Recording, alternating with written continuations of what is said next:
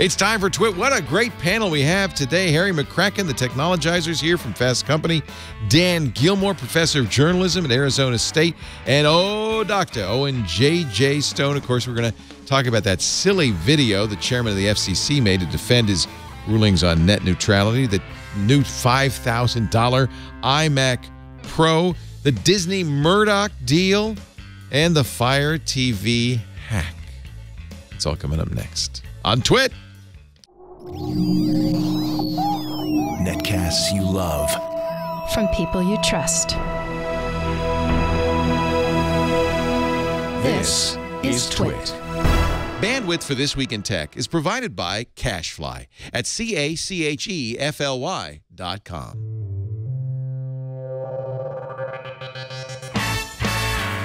This is Twit, This Week in Tech, episode 645, recorded Sunday, December 17th, 2017. Not a bright guy. This Week in Tech is brought to you by Rocket Mortgage by Quicken Loans. Home plays a big role in your life. That's why Quicken Loans created Rocket Mortgage.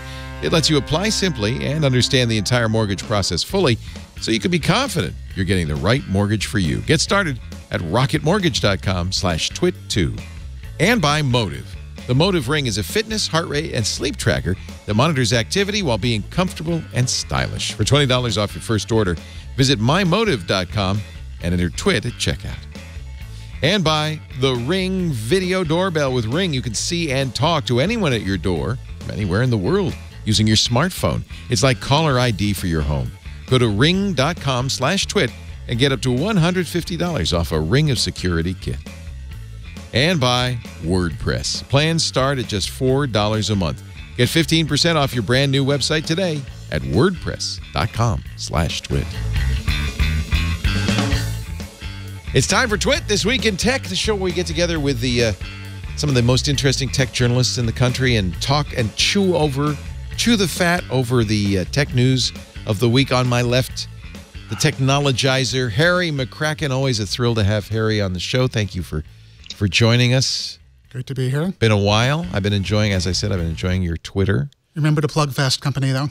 Oh, yes. Now on Fast Company. FastCompany.com. We don't have his lower third up. Let's put up a lower third so you get a special billboard. There you go. There you go. At Harry McCracken on the Twitter. Haven't seen Dan Gilmore in ages. Dan is a great journalist. Was a long time at the San Jose Mercury News. Now is kind of promoting citizen journalism. And where are you these days? At the moment, I'm home in the Bay Area. Welcome back. Yeah. I am part of the faculty at the Walter Cronkite School of Journalism and Mass Communication at Arizona State, where I go periodically, and working on a new project that's called the News Collab to do experiments to help improve essentially the place where supply and demand meet, and the demand side too. It's going to be really fun. I have to say, this year has really hit home for me how important journalism is, how important the Fourth Estate is, the fourth branch of government is, and more than ever. And I think it's actually been, believe it or not, a good year for journalism. But it's also an important year for us to solve these thorny problems of how to make journalism work in the internet age, and how to make us, the audience, work better too. We have a lot of work. we might need a little help there as well. Yeah. Mm-hmm. And speaking of people who need help, Owen J.J. Stone, Doctor, is here. YQMZ.com. Hey, JJ. Hey, so first of all, shout out to the chat room. Always a bunch of great people in there. My wall art is coming back. I just painted the walls. I got a new wall. So the wall art's coming back. Don't worry about that. And I'll be changing up every episode I'm on next year. Secondly, Leo, just so you know up front, so it's on record, every time you throw to me for a statement, there's going to be a $2.25 charge. I got to get ahead on this FCC thing. So I'm trying to bank up some money. Anybody who comes to my house, you want the Wi-Fi password, that's going to be a $10 charge also, okay? If you share the Wi-Fi password with somebody else, you're responsible for their $10 charge. I'm just putting it out there to the public so So everybody knows the rules. You got to make a profit. I understand completely. It's not about making a profit. I just got to pay for this Netflix. When they start slowing me down, start trying to be extra for Facebook. I got to start early, Uncle Leo. You got to get this guap. So, of course, Thursday, I think it was, the FCC passed the long-expected revocation of the net neutrality regulation that had been put in place in 2015, the Title II regulation, and basically turned back the clock on net neutrality. It's been interesting to watch the reaction. And it does, just as the vote did, it does kind of break down along party lines. There are a lot of people, I even had a conversation on the radio show today with somebody who said, but you don't want the government to regulate the internet. And of course you don't, but that's not what we're talking about. We're talking about the government regulating internet service providers. And I think maybe part of this is part of it is ideological. I mean, there are certainly people who don't want regulation, don't like government regulation. I can understand that. In fact, I remember the debates that the Electronic Frontier Foundation had over whether, they would come out in favor of a regulation, of a Title II regulation of the internet, because there were certainly people on the board there who thought that no government intervention in the internet was needed or necessary. But I loved Larry Lessig's tweet. I'm going to see if I can find it, because I think he kind of crystallized it for me. And certainly Larry has the standing to comment on this. Let's see. He's at LESSIG on the Twitter. Let me see if I can find his tweet here, because I think it was a good response to people who say, well, but wait a minute. We don't need government regulation. We haven't had it for years. The net did just fine. He made the point that, well, we have had net neutrality. The net was born neutral. And there it is. There are plenty of laws protecting net neutrality from day one. He was responding to Ted Cruz's statement, which I think reflects accurately the conservative point of view on it. Let me see if I can find it so I can read it. I see it on the screen, but I don't have it here. Did I skip by it? He's been very active. There it is. Ted said, snowflake, believing online propaganda. Here he quotes the, quote, snowflake. OMG, without net neutrality, the internet is gone. Informative observer, says Ted Cruz, apparently. Ted, the FCC issued that rule in 2015. The internet grew up wonderfully free of government regulation, and this restores the status quo. Snowflake, never mind. It's kind of nice Ted can have conversations with himself in which everything works out well. But Larry pointed out that the ignorance in this tweet is astonishing. The net was born neutral. From the beginning, the FCC and others fought to keep it neutral. The 2015 rules assured its neutrality. Then the clueless or corrupt took that protection away.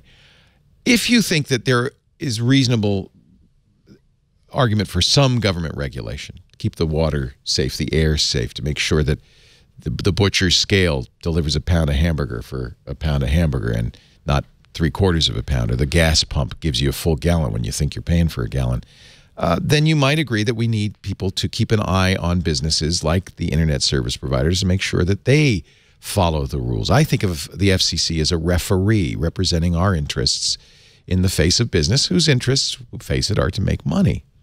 And that's how we want it. We want businesses to be profit-focused. What went wrong? Why are we sitting here with something that has been protected since day one on the internet gone? I'll start with you, Harry. And by the way, if you think my analysis of this is mistaken, please set me straight. Well, we have a chair of the FCC who was opposed to the 2015 law.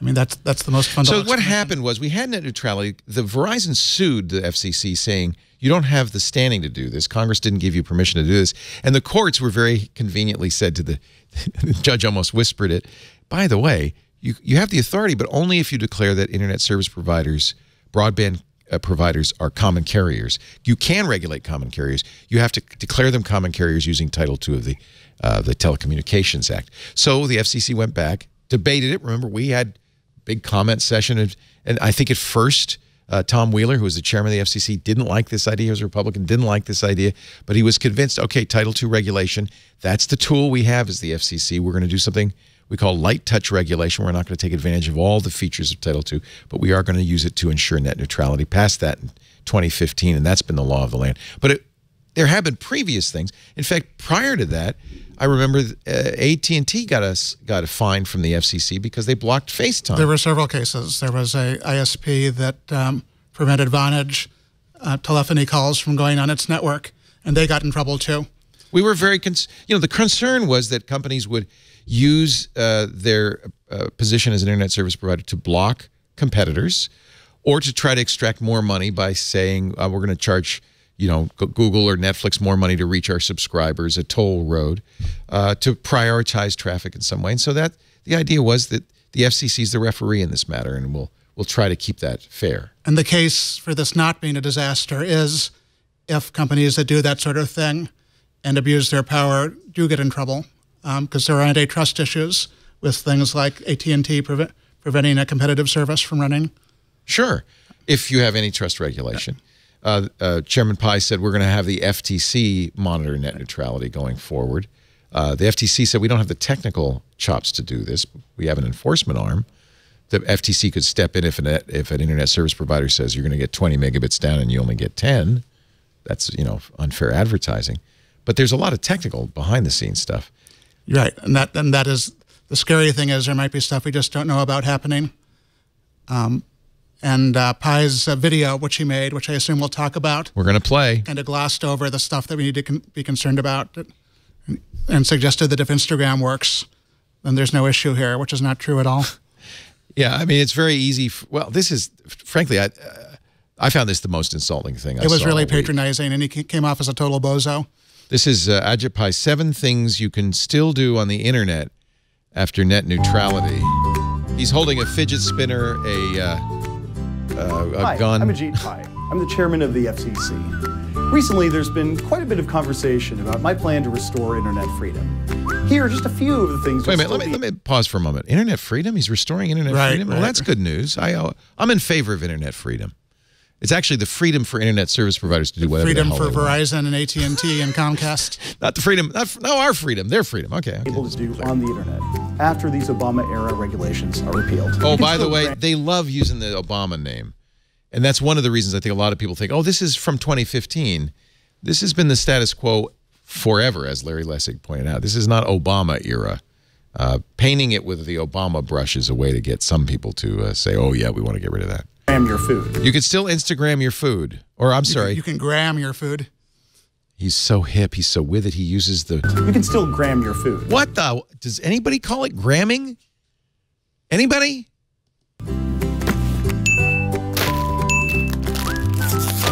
You know what's really offensive? Government, our tax dollars were spent to make this propaganda crap. Well, it was on the Daily Caller site, I think. I'm not sure who paid for it. Oh, maybe the Daily Caller paid for it? I'm not sure. I mean, he did take his time to make this. Let's point out we are paying Ajit Pai a salary to put sriracha on his Cheetos. Oh, that's disgusting. Quality. Are you selfieing or just... So insulting. You can still post photos of cute animals, like puppies. You can still shop for all your Christmas presents online. Yes. Got that bulk deal on fidget spinners. Is that a Chromebook? All right, just check it. Yes! Those Eclipse glasses are so cheap.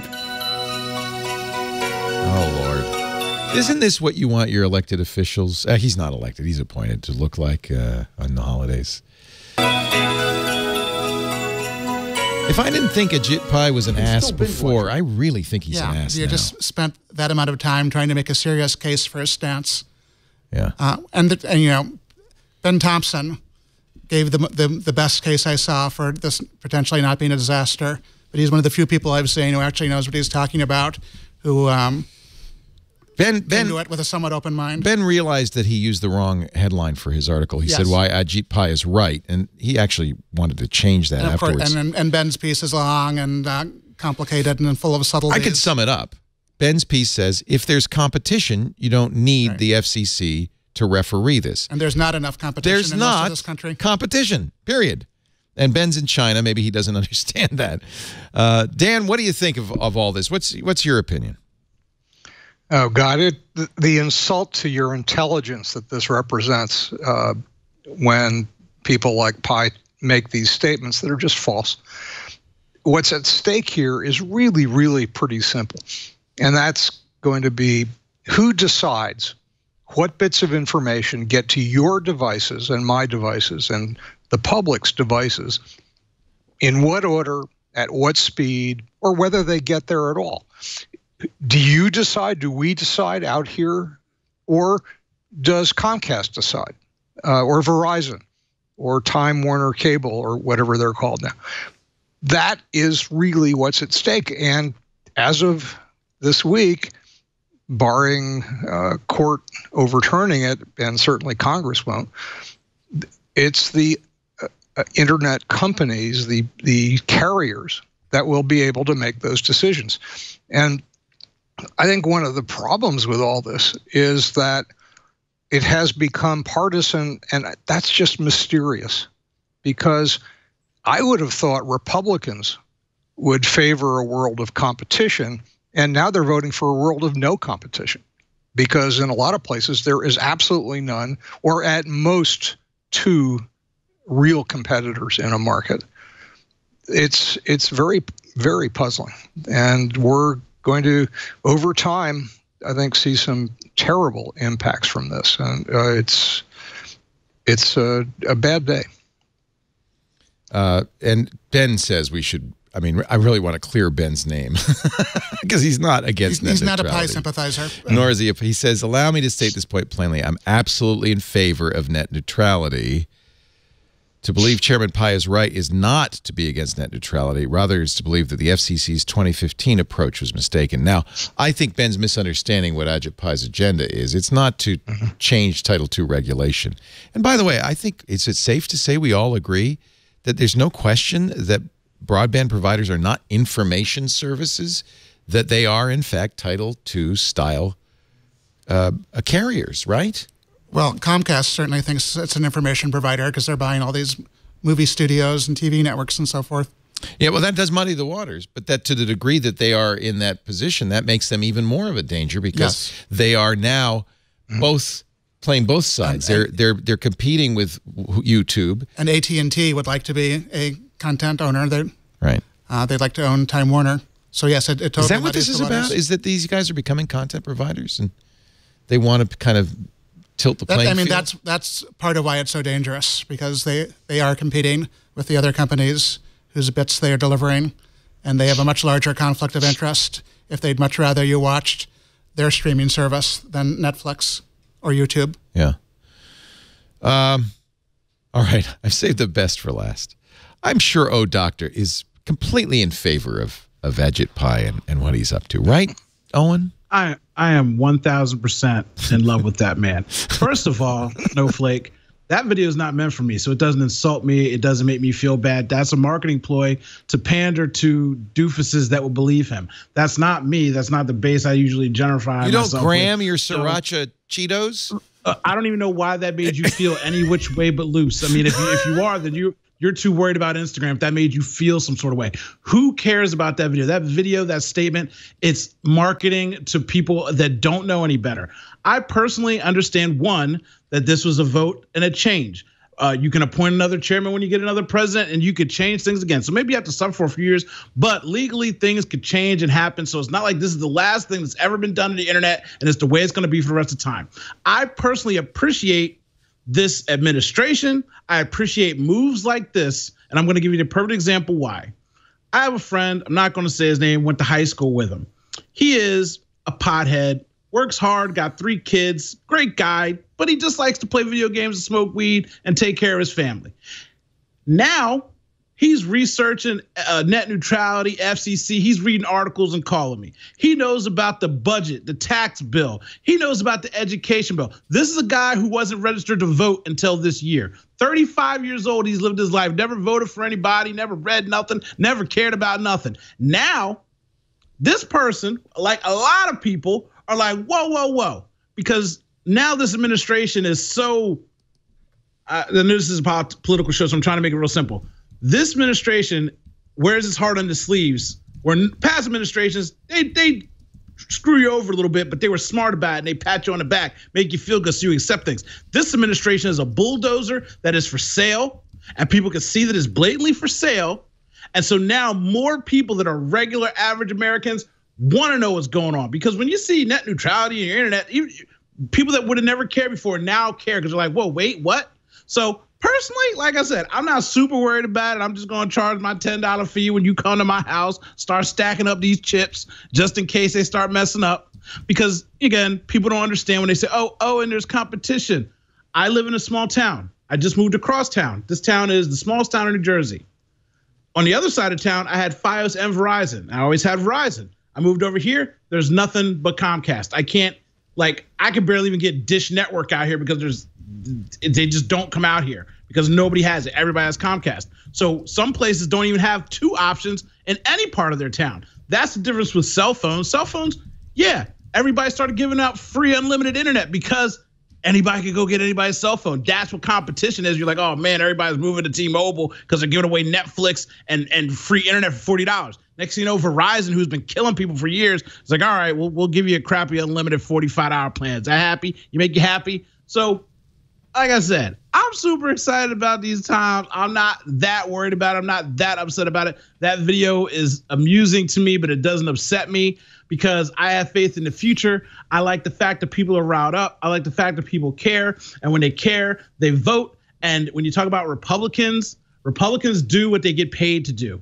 What lobbyists tell them to do is what they do.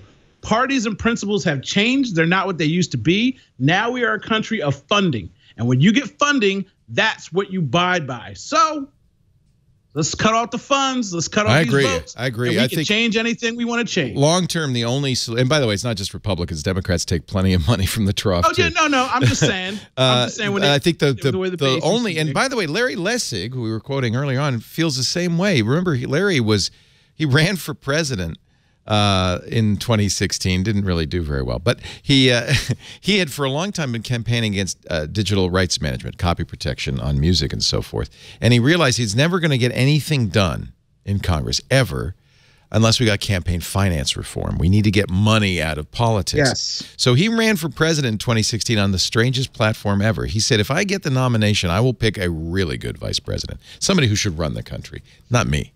My only job, if I get elected, the day one, I will do campaign finance reform. You're never going to get the people who benefit from the current campaign finance laws to change them, and of course that's Congress. He said, I will do campaign finance reform, resign, let the very good vice president run the country, but we will have made a huge difference by taking the influence of money out of politics. I don't know how doable that is. I doubt it'll happen in my lifetime, but I guess the one thing I like it that you're an optimist, Owen, and I guess the one thing that's optimistic about all this is you're exactly right, is that all money buys you is votes. The reason politicians need to raise money is they need to campaign for votes. The ultimate currency here is not dollars. The ultimate currency is your vote. And if more people vote, more people become informed, and more people, participate, then I don't have nearly the worry that we have today. I agree with you, Owen. I think it's very optimistic. So if you're a person who said, "Oh, I'm not worried about this," and you campaigned on it, then the next time your election comes up, people are gonna be like, "Hey, they're charging me $35 a month for Facebook, and you back this? No, you're out. Whoever you are, you're out." So again, this is a situation that I fully believe will fix itself. I hope you're right. I do. You agree, Dan? You think it's all going to be better in 2 years? No. I think it's going to be a lot worse in 2 years. But the part I agree with is that some of the stuff's getting people to pay attention, which a lot of the people weren't. But you can lock a lot of bad stuff into place in a real hurry. And watch what, for example, the administration and the Republican Party are doing with judges. They're locking in a generation or two of extreme right-wing judiciary, which is not likely to be on the side of things that we're talking about. So I'm optimistic only in that one level, but I think we're in for some pretty difficult times ahead. Well, we need to. This is our opportunity. This is our moment. Our Hamiltonian moment. All right, enough. We've talked about it. I had to bring it up. I think certainly we've made our case. You need to make up your own mind, but I think we've made a strong case for why we believe that there needs to be somebody playing referee in this game, and getting rid of the referees is not the answer. Letting the ISPs, the broadband providers, decide what's good and what's not is not the answer by any means. We'll be back. Lots more to talk about in just a second. Great panel. Harry McCracken, the technologizer from fastcompany.com. Great to have you. From the Walter Cronkite School of Journalism, Mr. Dan Gilmore, legendary, dangilmore.com, GILLMOR.com. And it's nice to have you in the Bay Area. So do you spend most of your time in Arizona, or you go? No, we've been here pretty much all along. Oh, okay. I go there part-time. So it's a kind of an honorary position. You don't have to. No, I do a lot of work. Oh, good. Okay. I want a job like that. I'm going to move to Hawaii, and I'll just phone the shows in, everybody. You don't mind, do you? No, I can stay there. Oh, and J.J. Stone. He is also here, even though he is not on. He wants everyone to know he is not on medication. He's here today. Anyway. I'm good. He's suffering along with us. Our show today brought to you by Rocket Mortgage from Quicken Loans. I know that interest rates are starting to go up. The Fed has raised them 1/4 of a point. I think they said they're going to do that 3 more times next year. Maybe it's a good time to look at refinancing your house, lock in that low interest rate you've got, or even a lower interest rate. Maybe you're ready to buy a home. Excuse me, now's a good time to do that. And either way, I want you to remember this. rocketmortgage.com/twit2. Bookmark it. Go save the day. Put a little Post-it note on your screen, because when you buy a house, the biggest purchase you're ever going to make, you're going to get a mortgage. Unless you're doing really well, in which case you don't need this ad, so you can just go have a cigar and burn some money. But if you're going to get a loan to buy a new house, you want to make it. You're a geek. You want to make it easy. You want to make it fast. You want to make it simple. You want to get the right loan for you, and that's how Rocket Mortgage works. It's created by Quicken Loans, best lender in the country, #1 in customer satisfaction on mortgage approval, mortgage servicing. Mortgage approval 8 years running. They just got the J.D. Power customer satisfaction #1 award again this year. I think that's awesome. And because they're so technological, they're a very savvy company. They realized that the mortgage process was really kind of 19th century. They thought we need a technological revolution that's client-focused, that's easier, and they created Rocket Mortgage. You can do everything online. You don't have to go to the bank.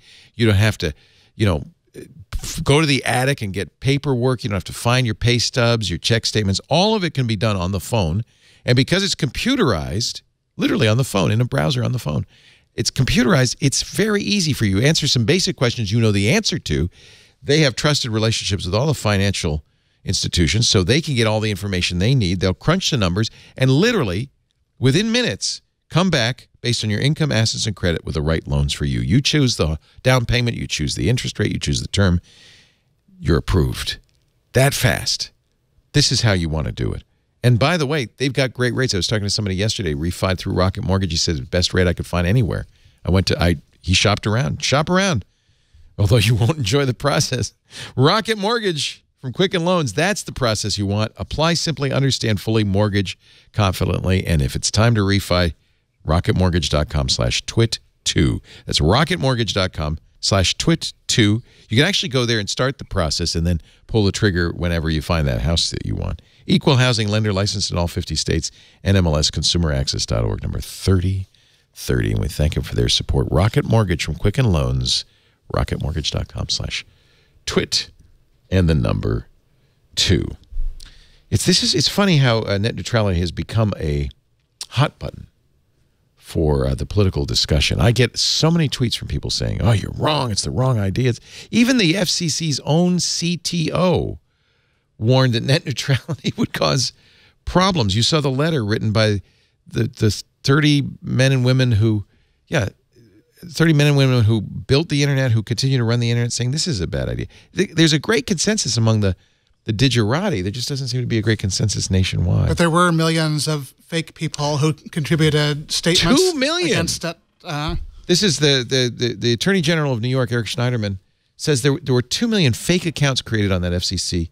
And who did that? That's what I want to know. Where did they come from? As far as I know, we don't know. There is a great site you can go to, though, to check to see if you're one of the fake people. In fact, the FCC is actually actively blocking Schneiderman's investigation. They're not helping. Which, again, this bothers me. If this agency were acting in our interest, wouldn't they want to know, what was going on? They basically ignored the comments. Yep. They had no interest in the comments. They didn't care what you think, which is also frustrating. This week, moving on, Apple announced a $5,000 computer. That's the starting price for the new iMac Pro, slate gray. Did y'all order one?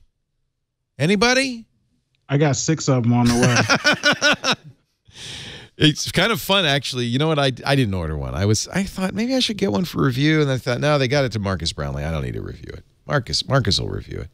And it really is more appropriate for people who are going to use it to edit high-def 8K video and stuff like that. And that's pretty much who they kind of handed it out to. People who want 128 gigs of RAM in some cases. The 5K only comes with a scant, 32 gigs of RAM? Measly. Let's see. I'm just out of curiosity. I want to get, you can't yet get the promised 16 cores. So the most wait a minute, let's see. Yeah, most we can do is 10 cores. 2 terabytes of storage, why not? 128 gigs RAM, why not? Okay, what else can I do? I'm going to beef it up because it's not the fastest Xeon. Let's get, what's the fastest one? Oh, this is something people should pay attention to, by the way. The fastest Xeon is cheaper because it's 8-core. The 10-core is 3.0 gigahertz. That's as fast as it goes, which points out this may not be the fastest iMac for you. This only makes sense for somebody who's doing multi-core stuff like editing 8K video. What else? For the folks who spent a lot of time saying that Apple had basically forgotten about them and abandoned them. This is part of this 2-step program of Apple's to show that's not true, with the second one being the new Mac Pro. And by the way, we don't know when that's coming. That's what I decided because I got it up to $11,599, and then I decided not to buy it. But that's if you load it, right? And it's going to be even more when they have the newer processors available later. So I decided I'm going to wait for the Mac Pro. But is that a fool's errand? All they said about the Mac Pro is not this year. Well, in general, I'll be interested to see how many super serious video editing kind of people want an iMac, because historically they like to choose their own display and maybe upgrade it on a different timetable than the computer.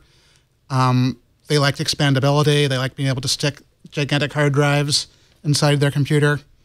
They liked all the stuff that the classic Mac Pro, the ones before this last one, the little trash can one.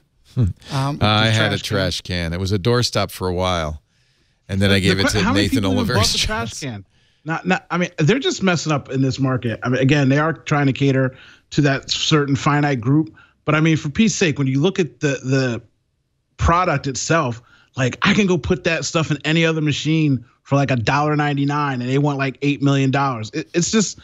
It's kind of excessive right now what Apple's doing, especially when they're not offering something a little bit better. I mean, again, the trash can, it looked cool, but it wasn't functional for the professionals that need to use it. The new MacBook Pro is a consumer book Pro. They've got emojis and little swipe things and touchscreens at the top. I don't want that. That's not what I need in a professional device. And you want to charge $3,000 for it, and you're making it for high school kids. I don't know what's going on over there right now, Apple. It's really weird. It's not an outrageous price, though. Some people spec'd out a Windows machine with similar specs, and it was a little less expensive, but it wasn't hugely less expensive. Typically, that's true.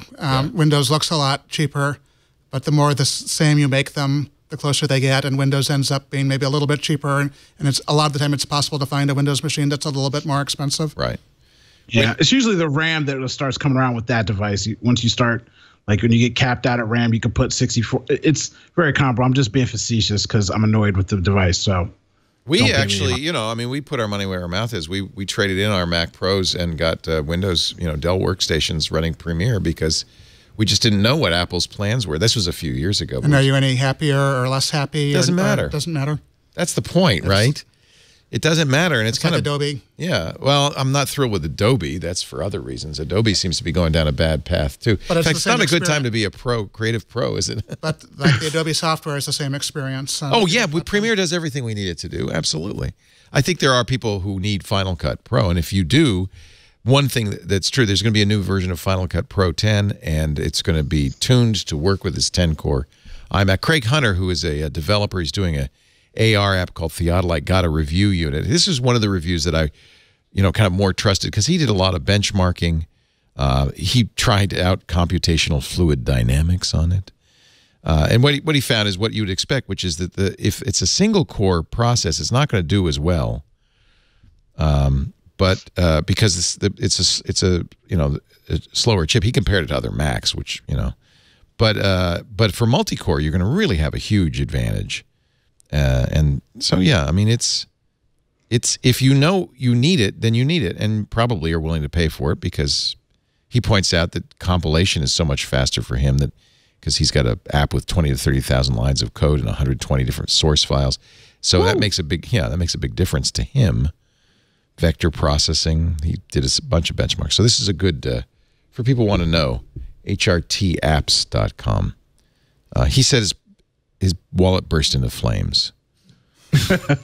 Apple's PR strategy was pretty smart, though. You think so? They loaned these to the people who know what they're talking about. Not so much to the publications, right? Not to The Verge and Engadget. Rather than to the computer sites, they loaned them to actual human beings who do this stuff and have a deep knowledge of it. And, the reviews they got back were generally, I think, were fairly favorable, although they pointed out this is not a panacea for everybody. But for some of the grumblers, it looks like it will make a difference. Yeah. I every time I criticize Apple, people say, yeah, the most valuable company in the world. Somebody did the calculations, and Apple apparently makes $1,447 a second. Is that right? Yeah, $1,444.76 per second, which in fact makes it quite profitable. And their revenue from these machines is going to be a rounding error, even if they're really successful. They aren't going to sell that many, and they don't want to. That's not the point. But they probably don't like being beat up constantly by people who are unhappy with them on the internet. Right. Let's see. Apple spent a little of that money on a company called Shazam, $400 million for Shazam. Shazam, actually, that was apparently a bargain basement price because they were valued even higher than that. Shazam, correct me if I'm wrong, Shazam, at least the public-facing business of Shazam is figuring out what songs they're hearing right now. I don't know how they make that much money. I mean, see, certain things I don't use as an average user. Anytime I've ever used Shazam, I don't even click through because once you play a song and it recognizes, or even a show, it'll bring up to you iTunes, Apple Music, Spotify, wherever, and it's like, oh, do you want to buy it? And you can click right through the app and it'll take it to you. And since I pay for Apple Music and Spotify, I just back right back out and then go put it in my playlist. And Shazam never even gets a click or anything from me. So I guess they get the view from the app. But I'm like, how do they make this much money? Especially now when you could just say, you could talk to Siri and Siri will just tell you what song is playing. You don't even have to like fully go into Shazam. I guess they're partnered or whatever. I just don't know how they make so much money. I don't, maybe Apple would make more because they have Apple Music. But after we looked at this on MacBreak Weekly this week, I think we came to the conclusion that it wasn't really for Shazam, the product, but that the Shazam team was pretty sophisticated and that it probably was for the engineering talent. It just tells you how much engineering talent is worth. $400 million. Yeah. Hopefully they'll do what Google did with the new Pixel phones, which they have a Shazam type feature. I know, isn't that funny? So you just pull out your phone. To me, that devalues Shazam because my phone is always listening and will tell me what I was listening to. You don't even need to ask, and if Apple does that at some point. Put that on the iPhone. But the problem is that the Google phones have an always-on screen. The iPhone screen dims. Yeah, goes Apple out. needs to start doing stuff with an always-on screen, which I assume they will do at some point. Oh, that would be interesting, wouldn't it? But yeah, they're always 3 years behind, so they'll get it. They'll invent it in about 2019, you think? Yep. Yeah. Yep. The always-on screen. It's thinner and lighter than ever before. Actually, I'm gonna defend the iPhone 10 as I really think it's a beautiful phone. I'm very happy with it.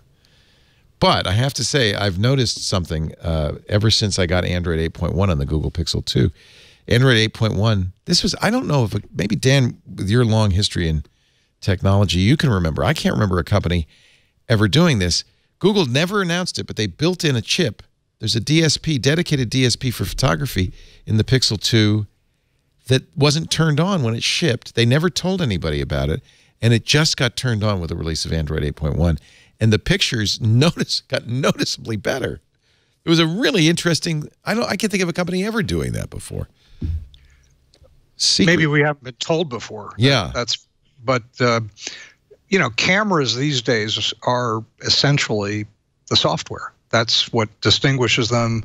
The chip that's the processing stuff is important, and you get more power doing it, but increasingly software. That's why Apple's phones have had better cameras for a long time. They were better at it. Yeah. But Google really caught up. One thing I'd like to see Apple do with some of that money it makes every second is pay its fair share of taxes, but that's also a strange request in our current world. Actually, it's not, because they're not the only one dodging. Everybody is. But didn't Facebook this week announce that they were going to start paying their taxes locally? They're not going to use the double Irish tax strategy that Apple, Google, and many others had used. I thought that was very interesting. Remember that this strategy, this double Irish with the Dutch sandwich, I think that's what it's called, is not illegal, although the EU has started to go to countries that do this, and particularly Ireland, and say, no, you got to charge taxes. You can't not charge taxes. The reason Ireland was getting the cash inflow from all these companies is they had close to zero corporate taxes. The EU has demanded that Ireland go back to Apple and ask for the money, and maybe that's why Facebook is doing it. Well, it'd be a competitive advantage, and Facebook has enough money to pay the taxes. Apple does too. At some point, this is all going to end up with massive bills from Europe if they don't. So you think it's that? I thought it might be that Mark Zuckerberg is running for president, and in a couple of years he doesn't want people to come at him saying, "You don't even pay your taxes." Our current president says he doesn't pay taxes, that's not a real issue. Exactly. Doesn't hurt, huh? Yeah, doesn't seem to. Yeah, it's not been an issue so far. Facebook, not the way that it should. Anyway, Facebook it paid in taxes in 2014 in Ireland $6,000 in taxes in Ireland. To me. Yeah, seems fair. In the U.S., it's got a bill. It's battling with the IRS for $5 billion plus interest and penalties due to global operations reported by the Irish unit. So it is kind of in a little bit of trouble. And I guess it's legal until somebody says it's not. The European Commission has ordered Apple to pay 13 billion euros, that's about $15 billion in back taxes. Apple's agreed to put that money in escrow while it appeals. The EU says Ireland gave it unfair deal. Ireland's also appealing, by the way.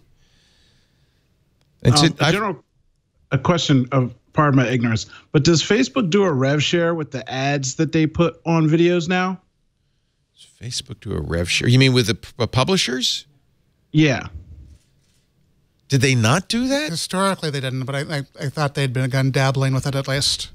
Oh, dabbling, because that's more of a concern to me when you're out there running these ads and not paying or sharing the money that you're forcing ads upon. I don't know. There's a lot of things that we could worry about, people not getting paid and skirting funds and, paying people their fair share of things. So, but it's the American way. That's the way the laws are written. And so it's not cheating until you get caught. So they don't have it fully in place like YouTube does. That's for sure. Yeah, but they said this year, I think they said they were going to start doing it. I don't know what the current state is. They're also telling publishers now to put mid-roll ads in, right, and pre-roll ads. They're really pushing publishers to do more advertising. Hey, Leo, I have to make a disclosure if I'm going to talk about Facebook at all, and that is they are one of the funders of the new collaborative lab that we started at Arizona State. So just that has to be disclosed. I'm glad you did that, and Jeff Jarvis does that every time we talk about Facebook on Twig as well, because he's part of that Facebook initiative, the journalism initiative. Is this related to that? They're another of the funders. Okay. The News Integrity Initiative. That's right. Yeah. Mm-hmm. But I trust both you and Jeff. I know that you're not going to stint. You're not going to hold back in criticizing Facebook.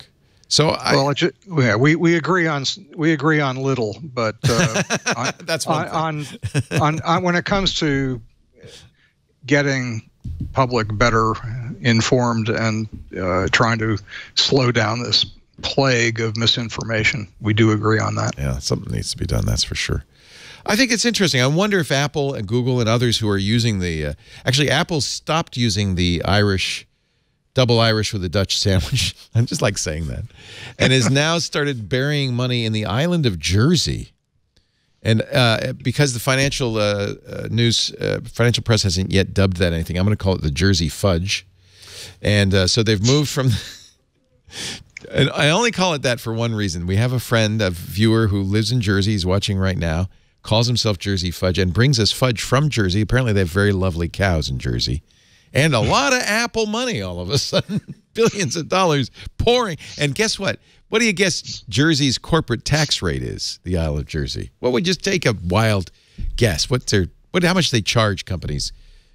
0. Of course. Why else would you put your money there, right? Apple doesn't, I don't imagine Apple makes a lot of money in Jersey. Cows don't buy a lot of computers. And I agree with you, Dan, but Apple is quick to point out, yeah, well, but it's legal, so we're going to do it because it's our fiduciary responsibility to our shareholders to maximize profits. There was a time when companies actually had some interest in the public good. That seems to be... It's long gone. Disappeared, yeah. Well, I'll qualify that. They wish to appear to have an interest in the public good. No, I think there have been companies over our history that cared a lot about the communities that they were based in and did a lot of good things for them. And there are, I think, still a lot of corporations that have a corporate conscience of some sort. We just do live in a time when people are, every incentive is to please shareholders and top executives and law and otherwise, and hardly any incentive to do anything else. Yeah. Also, we're more of a global economy. Before, when you used to make jackets down the street and everybody worked at the jacket factory, it's like, oh, this is 100% made here. Apple says designed in California, but they're not making these devices. So they've got to send stuff out. They're outsourcing stuff. They're shipping stuff back in. And basically, America is now just a service center. We don't make anything anymore. We just sell stuff to each other over and over and over again and feed each other pizzas. So the stock in caring about your community and your people is different because the megacorps are global brands that literally just outsource all the work. So it's like, well, you don't even really work for us. All you do is pass a phone over to somebody and swipe a credit card. You didn't slave away in a factory building this stuff. So it's a different mindset and it's a different mentality. And that's why people here don't get as angry about it as they should, because if they did, then that tax situation and other things and jobs would change, blah, blah, blah. Blah, blah, blah, blah, blah is kind of sums it all up, doesn't it? Pretty much.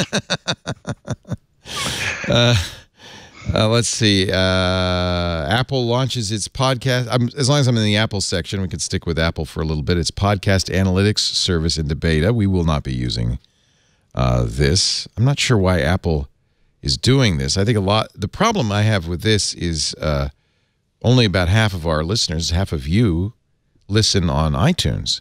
So this won't be valuable analytics material for us, although, I don't know, maybe.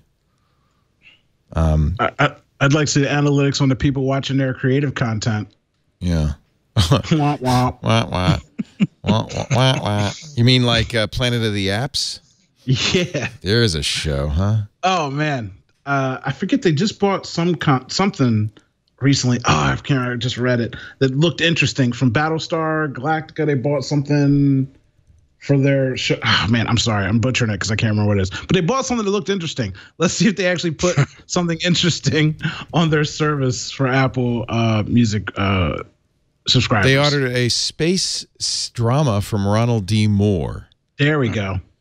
Is he the Battlestar Galactica guy? Is that? Who is he? Yeah. I'm afraid I'm just not up on my... Me either. Again, just hoping... Yeah, he's the mastermind. Ooh, he's the mastermind behind Battlestar Galactica. He helped shape TV as we know it. Wow. And hopefully he can do something for them that makes my $9.99 or $15.99 a month worth it. Because everything I've tried to watch on there is just garbage. Apple's ordered an entire series to be created and written by Moore, along with 2 executive producers of Fargo, which was also excellent. That's interesting. Yeah, and Gadget reports the series will explore what would have happened if the space race between the U.S., Soviet Russia, and the rest of the world hadn't ended. That sounds like fun. Yeah. Yeah. So that's something I'm interested in. See, so Apple is going to spend $1 billion on original content, which sounds like a lot until you find out that Netflix spent $8 billion this year and is on track to spend even more next year and the year after. This has become, isn't it interesting, the year of original content. All of these services realize that they can't rely on Hollywood and movies to propel their services, their subscription services, so they're all making their own stuff. They also realize they can't afford it. It's expensive. Cheaper to keep her.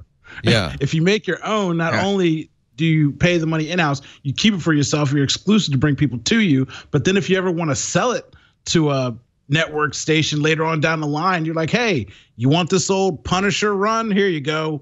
It's all finished. We had it on Netflix for 10 years. Nobody's watching anymore. You want to put it on TNT? There's a long tail, baby. Long tail. Here you go. Hey, enjoy it while it lasts. Really? You think it's that this is just a blip? This is a bubble? Well, there's some bubble piece to it, mainly because I think probably I have a list of, I don't know, 7 or 8 things that look pretty good that I would like to watch. If I get to 3 of them, it'll be amazing. I think that is a problem for us as viewers. It's overwhelming. I think it's a problem for people that live where you live and do the job that you do. Because again, out here in Regularville, what's it like in Regularville? Do you have a TV? Okay. Do you guys have indoor plumbing yet? Let me tell you something. Me and 3 of my friends this week alone, we watched all the Jean-Claude Van Damme on Amazon in a day. 6 episodes talked about it. I watched all of Crackle Startup season 2 in about a day and a half. Watched The Punisher in 2 days. Like, bro. Yeah, but you had kidney stones. You had an excuse. Hey, look, I work from home, and I got a screen on with work, and I'm watching The Punisher on the other side. We're professionals, and you're a journalist. You got research to do. You got an important job. For regular people, that's why binge watching is a thing. How much TV? What's on your average? How much TV a day or a week do you think?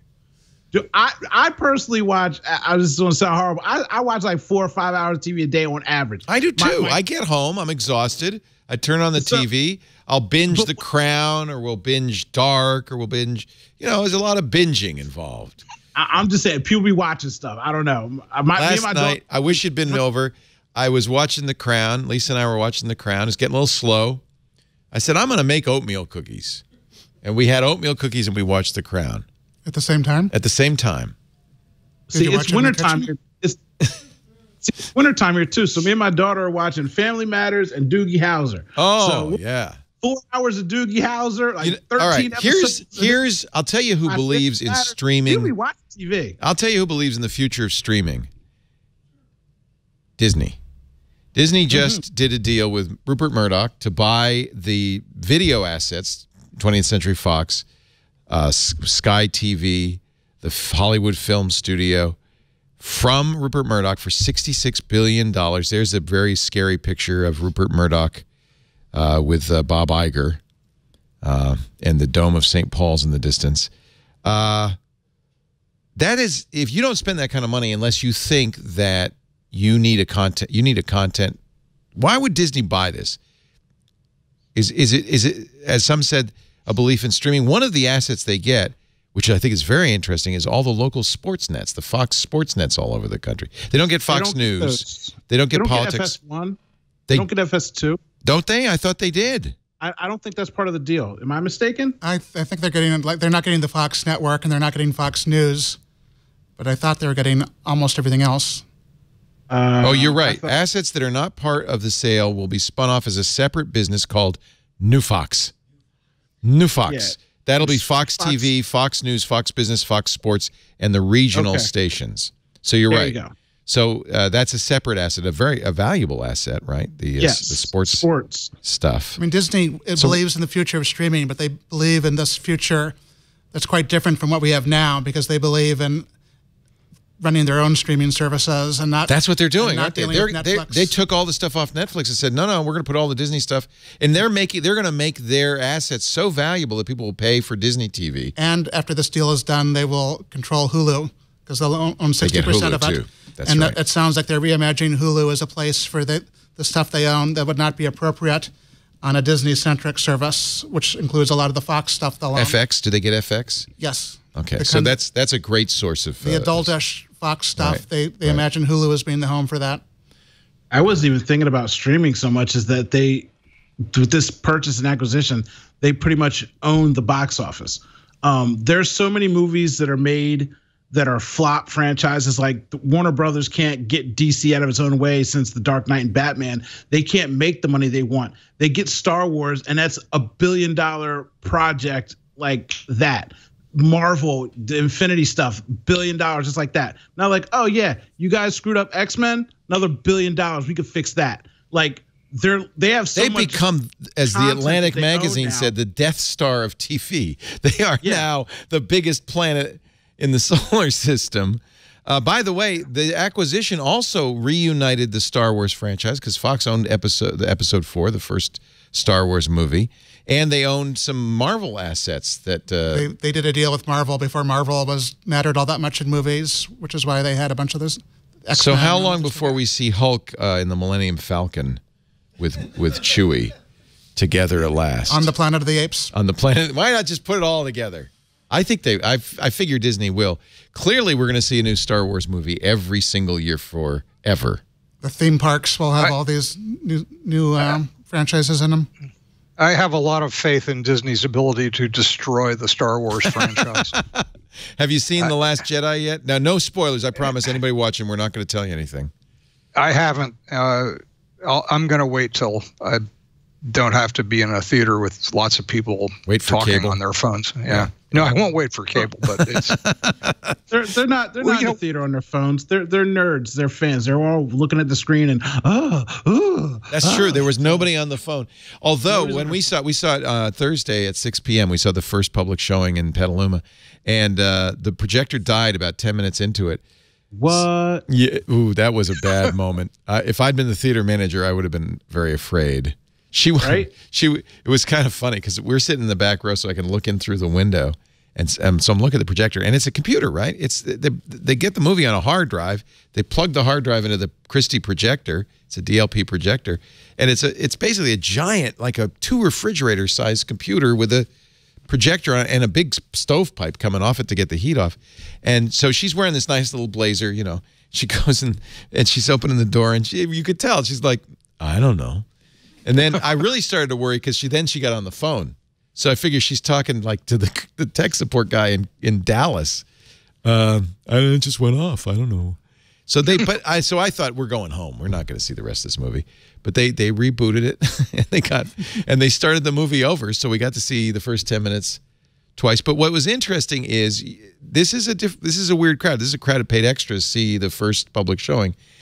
While the theater's dark, some guy had an Android phone with a Pico projector, and he had episodes, the last Star Wars on it, and he was projecting The Force Awakens on the screen like this big. It was like, and people are cheering and they're watching it. You know, he put it up there, and there's the crawl, right? Episode 7, and it was. Super nerds. That's nerds. So they weren't on the phone. They were really. Then it started up. We watched the whole first 10 minutes again, and then it died again about halfway through. Oh my God. So Lee, I got a question about Disney's clearly going to start its own streaming service. Yep. CBS decided that apparently the best way to get people to sign up for theirs was to do this new Star Trek series available only on streaming. Is this the Tarantino one? No. No, it's a new Star Discovery. Yeah. And I just wonder. So, at what point are people going to say it's too fragmented? Yeah, right. I'm gonna subscribe to 400 different things at $20 a month each, or $10. Yeah. You're going to replace your $200 cable bill, which is also already crazy, with a $60 internet bill plus 20. You're right. $25, $15, $12 subscriptions, whatever. I just got to notice Netflix is going up to $13. Mm-hmm. Yeah. Actually. What am I saying? The Comcast will save us. They'll just there you go. Take it all away. Do you want the entertainment bundle? It'll be cable. We're going to have cable again. They're reinventing cable television. Yes, but it's interactive cable. There's going to be a button. Lord. Whatever happened to that? Buy this. Do you remember that interactive cable? That was going to be all the rage. Two-way cable several times, like in the 70s and then in the early 90s. I remember they did. I think it was Comcast did a trial in Florida where you had a remote and the cable was two-way, so you could interact. And what they found is the only thing people did is they bought postage stamps. That was like the only service they really were interested in. It was a complete flop. There is no interactive cable, is there, in the country? We have the internet. We don't need it. Yeah, in the old days, people thought that we would be doing all this through TV. With a remote. And we do it all, but we don't do it through TV. Right. Well, side note before we pay some bills, Uncle Leo, because we got to pay some bills. You see the blue sheet come out, don't you? You know what I just also want to say this is not a very positive, popular thing to say in this type of show. But that's why the real movement of the world, the only reason people buy Fire Sticks right now is because exactly what you said. They're not paying all these subscription fees and all these things. That's why we're going to talk about it later, but that's why they buy Amazon Fire Stick. The only reason anyone ever would buy an Amazon Fire Stick is because the power that it gives you of hacking it and getting everything you want for free. So, America. Go ahead and pay these bills. We'll talk about Amazon. There's the answer to Dan's stuff down the road. There's the answer to Dan's conundrum. Just become a pirate, Dan. Everything's available. Average people are doing, and I know people that aren't computer savvy and they're at the softball game talk about, hey, you want a Fire Stick, man? Just order one off Amazon, $40. I put it on there for $5. So I mean, I'm like, wait, you know how to use a computer? Like, you can read? Oh wow, technology. Ooh, it's simple. So I mean, average people are finding a way because they're tired of being nickel and dime by all these services. Wow, jailbreaking Fire Sticks. Look at this, installing Kodi on an Amazon Fire Stick. Kodi, of course, right. Yeah. Here, people are also asking, says Google, what free channels do you get with a Fire Stick? How do you download Kodi to a Fire Stick? How can you hack Fire TV? Here's a 5-step hack on YouTube for... Amazon is going to fix that fast. Amazon's going to fix that fast? They're going to block it. I'll bet you they block it. It's been going on for 4 years. When are they going to block it? Like, at what point do they say, hey, we got to stop this? Oh, maybe we don't block it because we keep selling Fire Sticks. And that's the only reason people are buying a Fire Stick over a Chromecast or Apple TV or anything else that's a better device. Oh, because they can hack this. That's the reason they haven't done anything. It's been Kodi's been going on for a while now, and it is on like gangbusters. I had no idea this was going on. I've missed everything. Yeah. I don't know if it's gotten critical mass, and certainly Amazon has its own content and has to deal with Hollywood, which if this thing got big enough, and I know Kodi's been out there, but if this got to be really big, I got a feeling Hollywood would just force them to shut it down. Have we done a know-how yet on how to hack your Fire Stick? Well, again, all I know is the other reason Amazon doesn't care because you get Amazon Prime. So when you ordered your Fire Stick, you probably already got the Prime for free. So you're already paying for Amazon Video, so they don't care again because you're watching their content. I think the FCC should step in. Somebody should do something. I'm just telling you, like I said, when I was at a softball game, and a dude that I went to high school with, this dude, God bless him, he picks up recycling for a living. He's not a bright guy, and he's out there slanging Fire Sticks at the softball game. And I'm like, he's selling hacked Fire Sticks at the kids' softball game? All day he's flipping them. The dude's making $120 a week flipping Fire Sticks. And again, he's not a bright guy. You know what? You want to know how impressive they are? Go on to Let Go app. Type in Fire Stick. Go onto the Facebook Marketplace and type in Fire Stick, and you will see people with stacks of 50 and 100 of them saying, preloaded, unlocked, blah, blah, blah, $60, $80. This is an epidemic. I mean, again, you've been journalizing and doing a real job. I'm living over here and people stealing stuff land. And it is on like Donkey Kong. I'm going to take your word for it because this is bigger than I thought it was. Well, remember though when people were hacking like the DirecTV and they would put different cards in? Remember that? And then it was like a cat and mouse game. DirecTV would send a pulse down that would break it, and then you'd buy a new hacked card, and then you'd put it in. And eventually, the smartest thing DirecTV did is they did some sort of, they sent out the patch bit by bit, and they all of a sudden they bricked everybody all at once. One evil Christmas Eve. I'm making it up. Maybe was it Christmas Eve? It feels like it should have been. They just broke everybody's DirecTV, hacked DirecTV. But go look on any open market and see how many are stacked up for sale. No, I'm looking. It's incredible. What should I pay for this, though? I mean, they range in price from $60 is the good price. $80, somebody's ripping you off. Here's a $37 one. Remember the old school Apple TV, the big one with the hard drive? Yeah. Yep, those two were popular. People you can have those. Yeah. Boxy on that, which is sort of sounds like a very early version of what this is. It is, exactly. I remember actually hacking the Apple TV, yeah. And then eventually but now it's so easy, anybody could do it. You can learn again in 3 minutes. Even this guy, who is not a bright guy, I hear. He's not a bright. I'm not going to say his name because that's insulting, but I mean, when I say not a bright guy, that's me being kind. And again, he's just selling it, explaining like he's just outside. What if he's listening? Hey, he's not that bright. He's not listening. I have no fear in my life of him listening to any episode. Let me ask you, because this is a measure that we used to use. What's the tooth to mouth ratio? Does he have all his teeth? Oh, he works for the state. He's got all his teeth. He's got good insurance. Oh, he's got good teeth. Yeah, he picks up blue bins of recycling and puts them in a truck. That's he works for the state. Oh, he's a union job. Yeah. It's not bright. This is a little side business. All right, dropping them off in the recycling bins to people going by their house. Hey, I can get your free TV. You want CBS Discovery? I got you. This actually was prosecuted in England, not here, but in England. The judge said he let him off. He avoided prison, the Kodi box seller, but the judge said others may not be so lucky. So I'm just saying.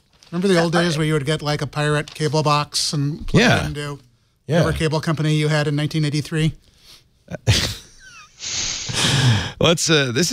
I'm learning so much on this show. I can't wait to go home and I have a Fire Stick. I never opened it. Now I know what to do with it. A whole new world, 1,000 channels just for you. Can Amazon? I mean, they could push out an update that would change the fix this. Again. Why would they? It's the only reason people buy this device. Go ahead and read the blue sheet. We got stuff to do. However, I did buy an Amazon a Kindle Fire because I wanted to put a different operating system on it, and they broke that in a hurry. Oh yeah. So yeah. I'm just wondering if Amazon sells hacked Fire Sticks. Because that would be a really interesting kind of. Let me see if they'll just search for hacked Fire Stick on Amazon. Wouldn't that be funny if they search for like Amazon Kodi Fire Stick? Oh yeah, Kodi. Because that's the key word, Kodi. Because he doesn't come with Kodi, and Kodi, by the way, is completely legitimate. Yeah, but they do sell a Kindle edition book. Learn how to install Kodi on Fire Stick. If you're not too bright. There's actually so many books. Kodi on Fire Stick. Look at all these. There's a ton of books. You don't even. The best part is you don't even have to buy a book. It's on YouTube for free. You can watch how to do it again because this guy's not bright. He probably couldn't read the book. He's like, I see image, I copy image, I type in the code. It works. There's the best amazing. Here's the bestseller. Get it on Kindle Unlimited. Kindle Unlimited. I already get that, so it's free for Kindle Unlimited. Thank you, Amazon, making it easy. Owen, I'm starting to believe your conspiracy theory that Amazon is. Look, it's like I said, you guys live in a world of smart people and the bubble and life. I'm out here with Joe Schmo. I know how stuff gets down. Can we get to this ring? It's very important to me, Leo. I'm wearing it right now.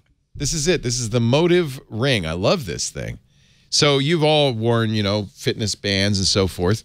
Well, as technology has advanced, it's possible now to put all of the functionality of a fitness band into a ring, the Motive ring. In fact, this is kind of better than the average fitness band. It's got heart rate It connects with your phone wirelessly over Bluetooth. You're going to love the fact that the charge lasts 3 days, and it's got 2 days of onboard memory, so you don't have to have your phone to sync. It'll sync automatically with the Motive Ring. And actually, I should launch the Motive software because you can find out so much about what you're doing, about what's going on. This is so awesome. MOTIV. And I love the sleep tracker functionality because, frankly, I don't want to wear a watch to bed, right? That's uncomfortable. A ring, not such a big deal. So you can see how you've slept. You could see when you've been active. You could see if you've been good or not. No, that's Santa Claus. That's something else. This is no active minutes, no active minutes. Oh, there. Whew. Active minutes, 94 active minutes. I walked 7 miles that day. Look at that, 40. And then I slept, but I only slept for 5 hours, 22 minutes. You could see your sleep. You could see your sleep trend, my 7-day sleep trend. All of this, 81% restful sleep, 1 hour restless. Boy, do I know about that. Restless sleep. This is awesome. Unlike a bulky wristband, it's just 0.1 inches thick. It weighs almost nothing. It's very light. You can get it. See the 2 colors. I have the black one, a slate gray they call it, and there's a rose gold one. Waterproof. I wear it in the shower. No big deal. It's made of ultralight titanium. It's actually waterproof up to 5 atmospheres. What is that? That's like pretty deep. That's like 100 feet deep. That's very deep. So you can wear it all the time. It's very comfortable. They actually, when you order it, they'll send you a ring sizing kit. So you can try on a range of sizes and pick the size that's right for you. I got it just right. According to the American Heart Association, bad news for you. We adults, we need about 150 minutes a week of moderate intensity aerobic activity to maintain good health. The Motive Ring makes it really easy. This would be great for your New Year resolution to get in shape, to take care of yourself. And it gives you, it charges. See how that, it's so cool. I go back a little bit on the charge. So it's got a little USB dongle. You get 2 of them. You put it in, I have one plugged into a USB plug, but you can also plug it into your computer. And then you just charge it up. It's got a little magnetic thing. It charges really fast. So basically, I charge it every morning when I get up after I measure my sleep. I get up. When I get in the shower, I put it on the charger. It's fully charged by the time my shower is done. And now I got, another 2 days or 3 days to go. But if I just kind of top it off every day, that works great. We've got $20 off your first order. I've been wearing this now for a month. I love this thing. It's the activity tracker that's always on and always on you. Visit mymotiv.com, mymotiv.com, and enter TWIT at checkout to get $20 off. mymotiv.com, promo code TWIT. And I think it looks kind of jazzy, kind of nice. Megan has the rose gold. That's also very pretty. Very nice holiday gift. Yes. If you don't buy me one for Christmas, I think I might buy one. The best thing you said with that was the sleep tracking, because you're right. I've had Fitbits, my Apple Watch, and I always take them off because they just I don't want to wear those to bed. My sleep. Yeah. But a ring, I would think that would be like great, because if you get the right size, it feels good. You won't even notice. You don't notice. People sleep with rings on all the time. You don't notice it. It's really cool. That's great. Yeah. Thank you for that vote of support. We could probably get one sent out to you, Owen. I'll talk to the people. You want rose gold? Oh, I got to get your size and all that. Lisa will email you. All right. And I'll send you a Kodi Fire Stick too. Oh no, actually, you got the. I'll send you. And I am not a bright guy. I'm just gonna say. Look, I wish you would know this guy. I'm about to just videotape a conversation with him and send it to you personally. Would you post it? Understand what I'm saying, because I'm trying to be kind by saying that. The chat is he like crazy Guggenheim? He goes, hey yo, doctor, how you doing? He is a beer drinking good old boy. Just sports guy, and he's the kind of parent that wants to kill other people's kids. I'm like, they're kids, bro. Calm down. So he's just a very interesting guy, nice guy, sweet guy, slanging Kodis. It's the American way, side business. Have you seen the Last Jedi? What is the movie? The Jedi? I did see it. I saw it opening night without my child because I'm a horrible parent. Oh, you are a horrible parent. Do you like it? I like. It's a great movie. It's a good Star Wars movie. Yeah, I kind of say that too. They messed with some of my Star Wars stuff that, as a purist, I find a huge problem with. And I'll tell you one thing that's not a spoiler, but it's just one statement. The girl said, Godspeed. And I said, wait, aren't we supposed to say, may the force be with you? Who's talking about God? There's no God. It's the force. It's the dark side. There were some script lines in the script that I feel like Rian Johnson maybe isn't the best writer ever. And I was just like, what's going on? The funniest line to me, and this is not a spoiler. I promise you, we're not spoiling anything. But listen, when you watch the movie, listen for this line. To me, what is I want to punch this beautiful city right in the mouth or something like that. Yeah. It was like, what the hell? I want to punch a hole. I want to punch a hole in this beautiful city. You remember it? Yeah, yeah. It's like, what the hell is that? But again, great action, great scenes, stuff you wanted to always see. There's like one scene that I'm not going to spoil. I'm not going to say about it. There's one scene in this movie that you've always wanted to see. Anytime you've ever watched Star Wars, and you get it, and it is amazing. And did you like the diversity of the cast? Yeah. Diversity. Well, one of the heroes is Asian. Finn's back. He's black. I think the big heroes they're actually mostly women as the big heroes in this, right? Women are the new wave, and that's great. Yeah. I mean, again, as far as diversity goes, when you're in outer space and you're going from multiple planets, one would hope there's diversity. I mean, there's a lot of different looking folks. I'm expecting to see fish people, black people, brown people. I love the rabbi bartender. Wasn't that great? Remember that? Yep. No, I made that up. You liar. You didn't see it. I'm disagreeing with you. Oh, trust me, I saw it. I saw it. What I've been playing with, and I really like, and this we were talking about the Google phone, when they updated Android 8.1, they secretly snuck in AR stickers into the application that really, really work well. And there are a bunch of, as one would think, Star Wars tie-ins. That's a BB-8. And it really does, I mean, look, it's a simple thing. But you see in this shadow on BB-8, and it does look like it's actually on the surface of the desk. There's a porg, which is kind of like a bird. Good eating, too, by the way. Mighty good eating. Look at that. It's so cute. And it's, I think there's audio on this, too. I don't know if I turned it down. There's a walker. And you can make these bigger. You could actually make them giant.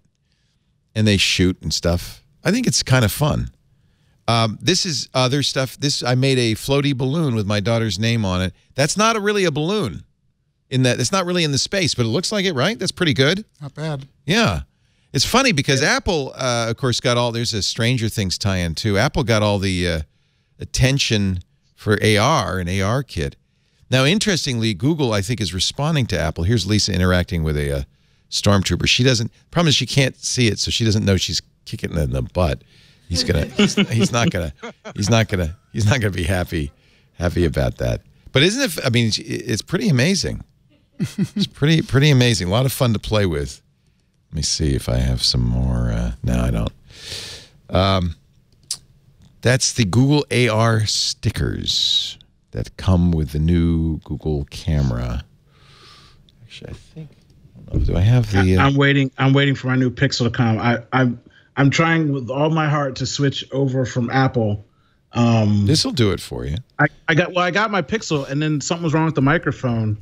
Oh, so I had to send it back. So I'm waiting for them to send me another one. Like I switched out my MacBook Pro, and I am now on an HP Spectre, and it's maxed out, and I think it's beautiful. And isn't that HP Spectre gorgeous? That's a really thin one, right? Yes. I love that laptop. I have last year's. 16 gigs of RAM. Yeah. It's why get a MacBook? Bang & Olufsen speakers.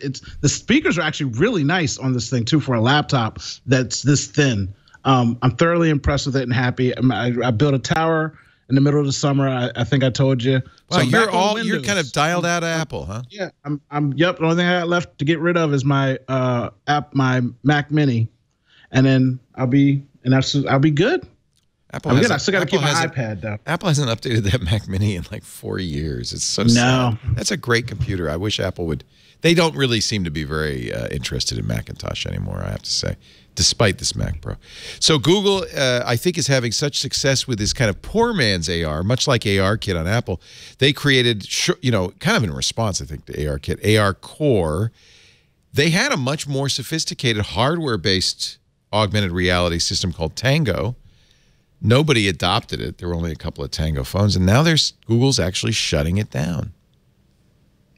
I mean, they had been working on it for years, and we did a story I think a couple of months ago, based on some demos we got of the hardware that supported Tango. So it seems a little bit sudden that they've essentially shifted to doing something far more comparable to what Apple has been doing, which does not involve a lot of dedicated, specialized hardware. It's just software, and it is about as good as Apple's AR kit stuff. Stuff doesn't quite hit the, solidly hit the table. There is shadow, but it's.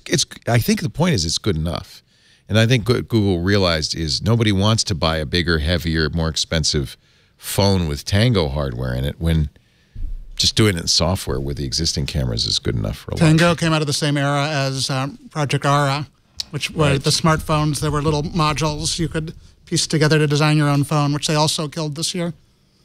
I thought that was really cool. I was like one of the only people that liked that. Every time I try to talk to somebody about it, they're like, that's a horrible thing. I'm like, I just want to see it. I mean, I don't know what I'd do with it, but it looked like it was cool. Like, like Lego phone accessory stuff. I love the idea. You know what's depressing? If you go to the Tango site, get.google.com/Tango, you get a 404. They didn't even... they just like took it down. And then March 1st of 2018, it'll be dead. But come on, Google, put just a little thing that says, "Oh, thanks for coming. Glad you enjoyed it. But we're not going to do this anymore." But instead, no, just 404. And this is, by the way, the #1 search result I get when I search for Google Tango. It's a non-existent Google website. Oh my God. This is what Google's got to be careful. They're really getting a reputation for just abruptly killing technologies. And I think what happens is that people then just don't invest in any Google technologies because they go, well, I don't know how long this is going to last. When do they get tired of this one? They've done it again. You want to see the top search trends of 2017? This is the most depressing video ever. Thank you, Google, for making me sad. I'm going to have to walk you through it because it's just music. This year, more than ever, we asked, here's the things we searched for. How wildfires start? Oh, boy. How far can North Korean missiles go? Oh, boy. How much will the wall cost? Jeez, Louis. How many refugees in the world? Google, how do hurricanes form? How are Babby made? How to board up a window? Oh, how to calm a dog during a storm? How to help flood victims? How to help refugees? This is going to get happier, right? How to help Puerto Rico? How to help Mexico? How to help Las Vegas? How to help Grenfell Tower, Rohingya, Syria, Somalia? Oh, man. How to make a protest sign? Jeez Louise. I mean, I'm gonna ask the question. I didn't see how to put Kodi on Amazon Fire Stick. I don't know if I really believe this list per se. I mean, not to bring a call back joke on something serious. I mean, Google's going to say, look, it was depressing here. Yeah. We just have to tell the truth. Yeah. Oh, here's some positives. How to watch the eclipse. There you go. Okay, here we go. That was good. How not to buy glasses that'll blind you on Amazon. How to make they didn't. How to make it. Yeah, how to make a difference. How to take a knee. How to be a strong woman. Ellen. These are all the Me Too. How to be a good parent. Aw. People Google that? No. And if you do, I think you maybe should reconsider this whole child thing. Okay, hey, Google, how do I be a good parent? Because I got a kid on the way. How to be fearless. So this isn't a real list then. This is them just doing stuff. I don't know. Oh, now Google's responding with the Google Max. I don't know. Are you uplifted by this? Depressed by this? I don't know. It's an interesting challenge if they found out that's what they had to make exciting and inspiring rather than depressing. The final search, how to move forward. This is almost political. It's really close to a political statement. I thought it was going to be like all Taylor Swift. I think that's the truth. See, that would have been more accurate. I'm looking for stuff like that. Like this whole thing is just a propaganda, whatever you want to call it. Oh, we're people that care about people, and people wanted to know how to help everybody. And these, okay, just tell me you're making a commercial, and I'll be fine with that. But don't tell me this was the most searched stuff. 2017. This was weird. The year in many ways that Silicon Valley and Google and Facebook and Microsoft and Amazon, people soured a little bit, right? In fact, Aaron Griffith has a good article about this. Silicon Valley isn't the kind of the hope of the world anymore. Do you agree, Dan?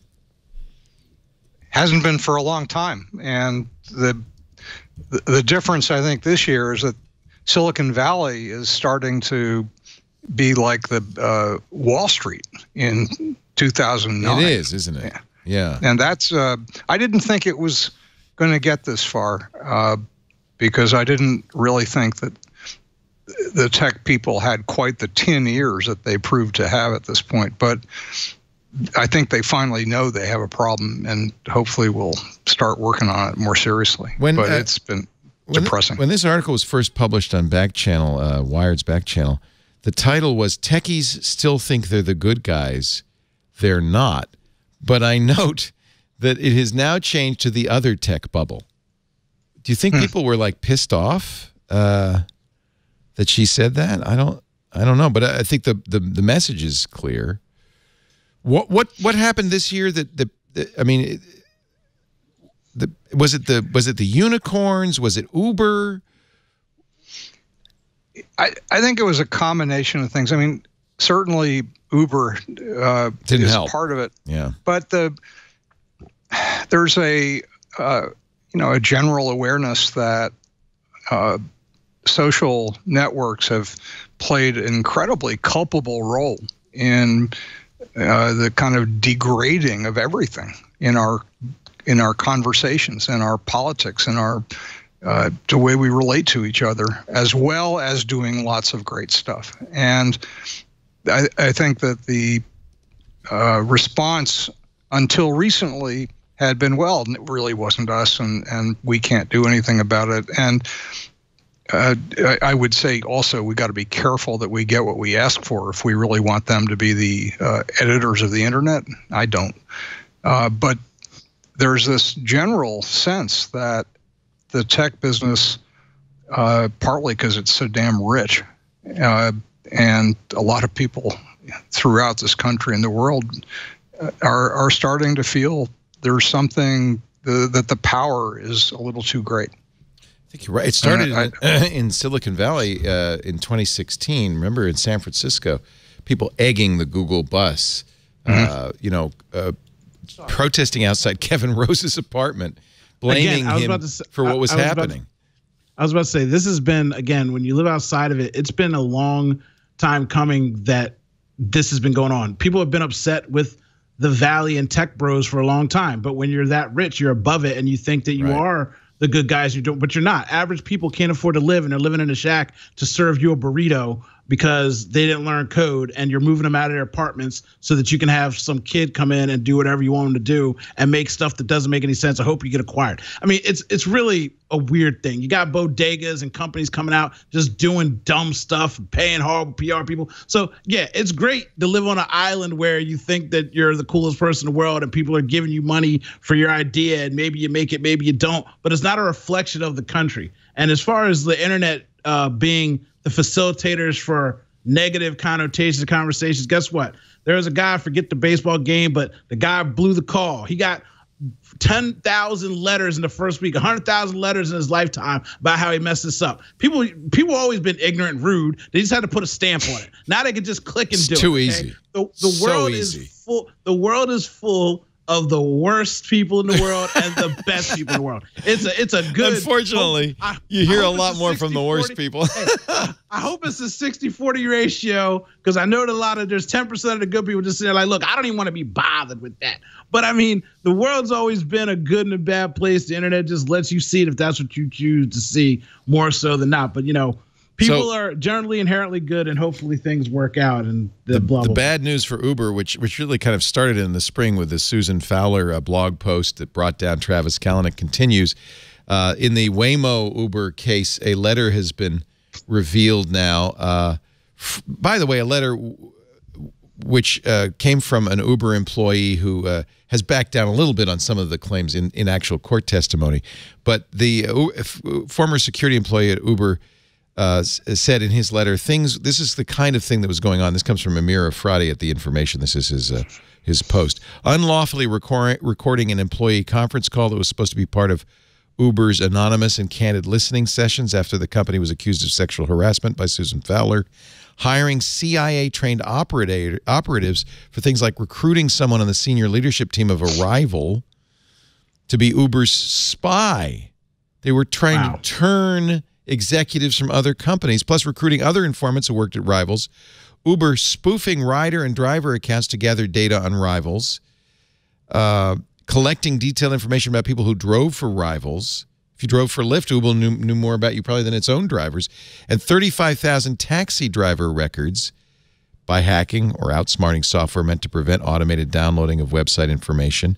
Uber virtually impersonated protesters and taxi operators in order to gather data about politicians, regulators, law enforcement, taxi companies, and other possible enemies, sometimes by getting invited to their private WhatsApp and Facebook groups. It conducted physical eavesdropping to that effect, too. In one case, putting a bug at a transport regulator meeting so they could listen in. There were allegations of hacking, but those details were redacted. Spying on rival executives in private hotel and conference spaces in order to record their reaction to news. I mean, Uber was acting abominably, not just towards its own employees, its female employees, but towards the outside world. We know about Grayball, right? There's software that would automatically detect if a rival or more importantly, a law enforcement officer was trying to get an Uber. Yeah, Leo, I can't wait. Go ahead, Dan. I'm all right. I'm as far from being a fan of Uber as you can possibly get, but that letter is a bunch of allegations. Okay, good point. Not a single one of which I'm aware of anyway that has been shown to be true. Maybe they're all true, or maybe none of them are true, or maybe a couple of them are.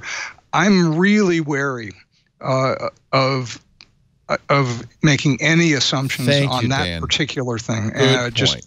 Good. Because I mean, I'm one of these people who kind of tends to want to believe the worst about Uber, which is why I'm really careful in this case to say, well, I got to see some evidence first. Yeah.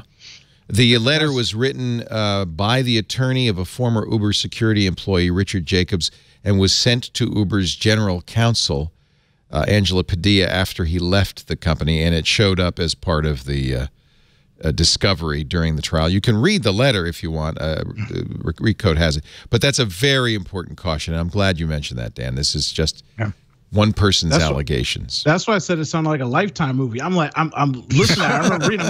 I'm like, man, this is a lot. Like, this is like this. All this, really, all this. Like, that was extreme. So I am fully backing the whole cautionary tale of let's see some evidence or proof of something, because that was just but you kind of. Come on, you kind of believe it, right? Because it's I don't want to believe it, but I just kind of believe it because of the stuff we already know. It just doesn't surprise me. Yeah, but some of that, I'm like, you hired us, like, so basically you're out here torturing dudes from other companies trying to get espionage. You're hiring CIA I mean, come on, that's a lot. That's a lot. I don't know how much of that I believe. I need to see some evidence. Somebody somewhere has got something to prove something. All right, let's take a little break. When we come back, Facebook admits it's bad for your health. That's next, but film at 11. But before we do that, I'd like to show you a little film. You know, we make little films about the week. So, you know, it's like for training. We go in the locker room, we watch the films, we review them, and we thought we'd share them with you. This is what you missed if you missed anything this week on Twit. Previously on Twit. Hi, Mom. We did a fun thing. I think I've mentioned this before. We were making pasta one day in the kitchen. No, I'm telling that. I'm telling that. Am I allowed to do that on the show? I'm going to start trying that. That's the magic. This week in computer hardware. The Titan V, the world's first consumer voltage GPU with HBM2, $2,999. They call it a consumer graphics card, but this is like calling a Lamborghini a commuter vehicle. It's a super impressive looking card, but at $3,000, you need to have a business reason to really want this. Know-how. It's cheaper than the iMac. This is the Spire, which is a very cool device, about $350. This has kind of been my recording studio for the past month. It's basically like an 8-track recording studio. Oh, sugar. Oh, honey, honey. This makes it seem so simple. I mean, you still have to have the talent, but wow. Twit. Technology for your eyes and ear holes. They have to let you visit She's talking about the drop-in feature, which lets... Yes, I'm talking about it. Leo! My mom. Me. Okay, good. My mom. I got scolded this week. The tool you're using is called drop-in. You're going to visit. Okay. By the way, my mom has come up with the perfect... You know, we always have this problem by saying the A word, the trigger word for Amazon's Echo. So she said, well, I just call it hoo-hoo. So from now on, if I say hoo-hoo, that's the Amazon trigger. I wish I could make an Echo answer to that. That would be awesome. Hoo-hoo, set a timer. Okay. Are you sure? My mom. That was actually a great episode. I got tagged in that. The reason I knew, someone said, this is the most fun I've seen with Leo since an episode of Oh Doctor. And I'm like, oh, his mom? And I went and watched that. Wow. I was cracking up. Maybe we should do an Oh Doctor Mary Laporte episode. That would be fun. We go. There Bring we go. the two of you together. We could both yell at you. I don't know if the world is ready for that much awesomeness on one TV screen. Your mom seems like a lovely individual. It was really fun to watch. Yeah. She's a star. All of a sudden now, people are demanding. You know, they're hating me on Twitter, but they love my mom. Oh yeah, because she puts you in your place, no doubt. You can't. You think you run the ship? Oh, you don't run nothing. Our show today brought to you by my doorbell. I love my Ring video doorbell. We've had it for almost 2 years now, and I couldn't live without it because, well, I use it in a lot of different ways. When there are people neighbors come over. And the doorbell rings, and I quickly pull out my phone. I hear it on my phone, which is great. The doorbell pairs to the Wi-Fi, and I say, "Oh, let's see who that is." Actually, there's somebody at my door right now. Oh, I don't answer. I admit it. Keeps you from answering the door when you don't want to. Even if you're not home, you get this. I just got one just a minute ago, the Ring doorbell. Somebody's at our front door. It has motion sensor in it, so it sees people even before they ring the doorbell. When they ring the doorbell, it dings you, but the motion sensor can also notify you. There's an HD camera on it, a speaker so you can talk to them, and a microphone so you can hear them. So when the UPS guy comes, I say, yeah, I'm in the shower right now. I'm actually at work. This is really showing you how I use it to deceive, isn't it? It's showing you my poor morals here. I'm in the shower right now. Can you leave the package? I'll sign for it tomorrow. He does it. Plus, then I can keep an eye on the package, which is really awesome. I should show you the Twitter stream, the Ring Twitter stream, because what they've started doing, it's pretty funny, is posting videos captured by the Ring doorbell of people stealing stuff. These are all people who were arrested, by the way. They're not... This is a Ring video of a guy. This your doorbell's doing this. Comes, he gets out of his car. This is not a bright person, and gets back in the car, and we've got clear video. So we got him. People trying to break in at night. This is safety for your home. The Ring video doorbell. Now with a Ring floodlight cam, you got the same safety all around your house. It's a motion activated camera and LED floodlight that connects to your phone with HD video, two-way audio. If somebody steps on your property, the lights come on, you see it, and if you want, you can talk to them. You can say, hey, dude, get out of here. And if they don't respond, it even has a 110 decibel alarm you could fire from your phone no matter where you are, anywhere in the world. Wall Street Journal said it was the best of CES this year. The Ring floodlight cam, the Ring video doorbell. You can get a Ring of Security kit right now and save up to $150 on it if you go to ring.com/twit. All the kits include a doorbell and the choice of either 1, 2, or 3 floodlight cams. By the way, you can connect your Ring video doorbell with your favorite smart locks and hubs if you want to have added convenience, monitoring, and security. You don't have to, but you can. With Ring, you're always home, no matter where you are. Save up to $150 on a Ring of Security kit when you go to ring.com/twit. That's ring.com/twit. I love this Twitter feed because it's just a bunch of people. Here's a guy. He runs into the garage, steals everything, opens the garage door, runs out. They got him. Oh, this is a floodlight cam shot. I love it. This guy installed it 2 weeks earlier. He got the video. Facebook did an interesting thing here. This is a post from this week. David Ginsburg, Director of Research at Facebook. Moira Burke, Research Scientist at Facebook. Hard questions. Is spending time on social media bad for us? Give you the TLDR. Yes. But this is stunning that Facebook admits it. But if you keep reading, you'll see why. The bad. In general, it says, when people spend a lot of time passively consuming, by the way, that's in bold, information, reading, but not interacting with people, they report feeling worse afterwards. They quote a number of studies, University of Michigan, UC San Diego, and Yale. People who clicked on about 4 times as many links as the average person or liked twice as many posts on Facebook reported worse mental health than average in a survey. But here's the good news, and Facebook would like you to focus on this. On the other hand, actively interacting with people, especially sharing messages, posts, and comments with close friends, reminiscing about past interactions, is linked to improvements in well-being. So stop being such a passive consumer on Facebook and start sharing. You'll feel better. By the way, simply broadcasting status updates was not enough. People had to interact one-on-one with others in their network. Here's a pro tip for Joy. When you're scrolling down Facebook and you see somebody post a picture with their kid or their wife, or they update their picture, always click the like button. Just always click it every time you see it, no matter what it is. Oh, that's a good idea. If you see like a family image, people like that. I always support. Like, you know, I haven't talked to somebody in 5 years. Yeah. They put up a picture of their kid. Hey, click. Hey, that's good. That's nice. Hey, thanks for look. There's something positive in your mind to do while you're scrolling. It costs you nothing for the like. It makes them feel good that somebody's enjoying their family. So whenever you see family stuff, you're already scrolling anyway. Just click the button and keep it moving. Oh, you did something positive in your mindset for the day. Let's do it. Here's some more results. Experiment at Cornell. Stressed college students randomly assigned to scroll through Facebook, either their Facebook profile or a stranger's Facebook profile. People who looked at their own profile felt much better, experienced boosts in self-affirmation compared to people who looked at a stranger's profile. Here's another one. Cornell researchers put other students under stress by giving them negative feedback on a test, then gave them a choice of websites to visit, including Facebook, YouTube, online music, and online video games. Stressed students were twice as likely to choose Facebook to make themselves feel better. Isn't that a nice story? I mean, we were talking about why this has not been a great year for the tech industry.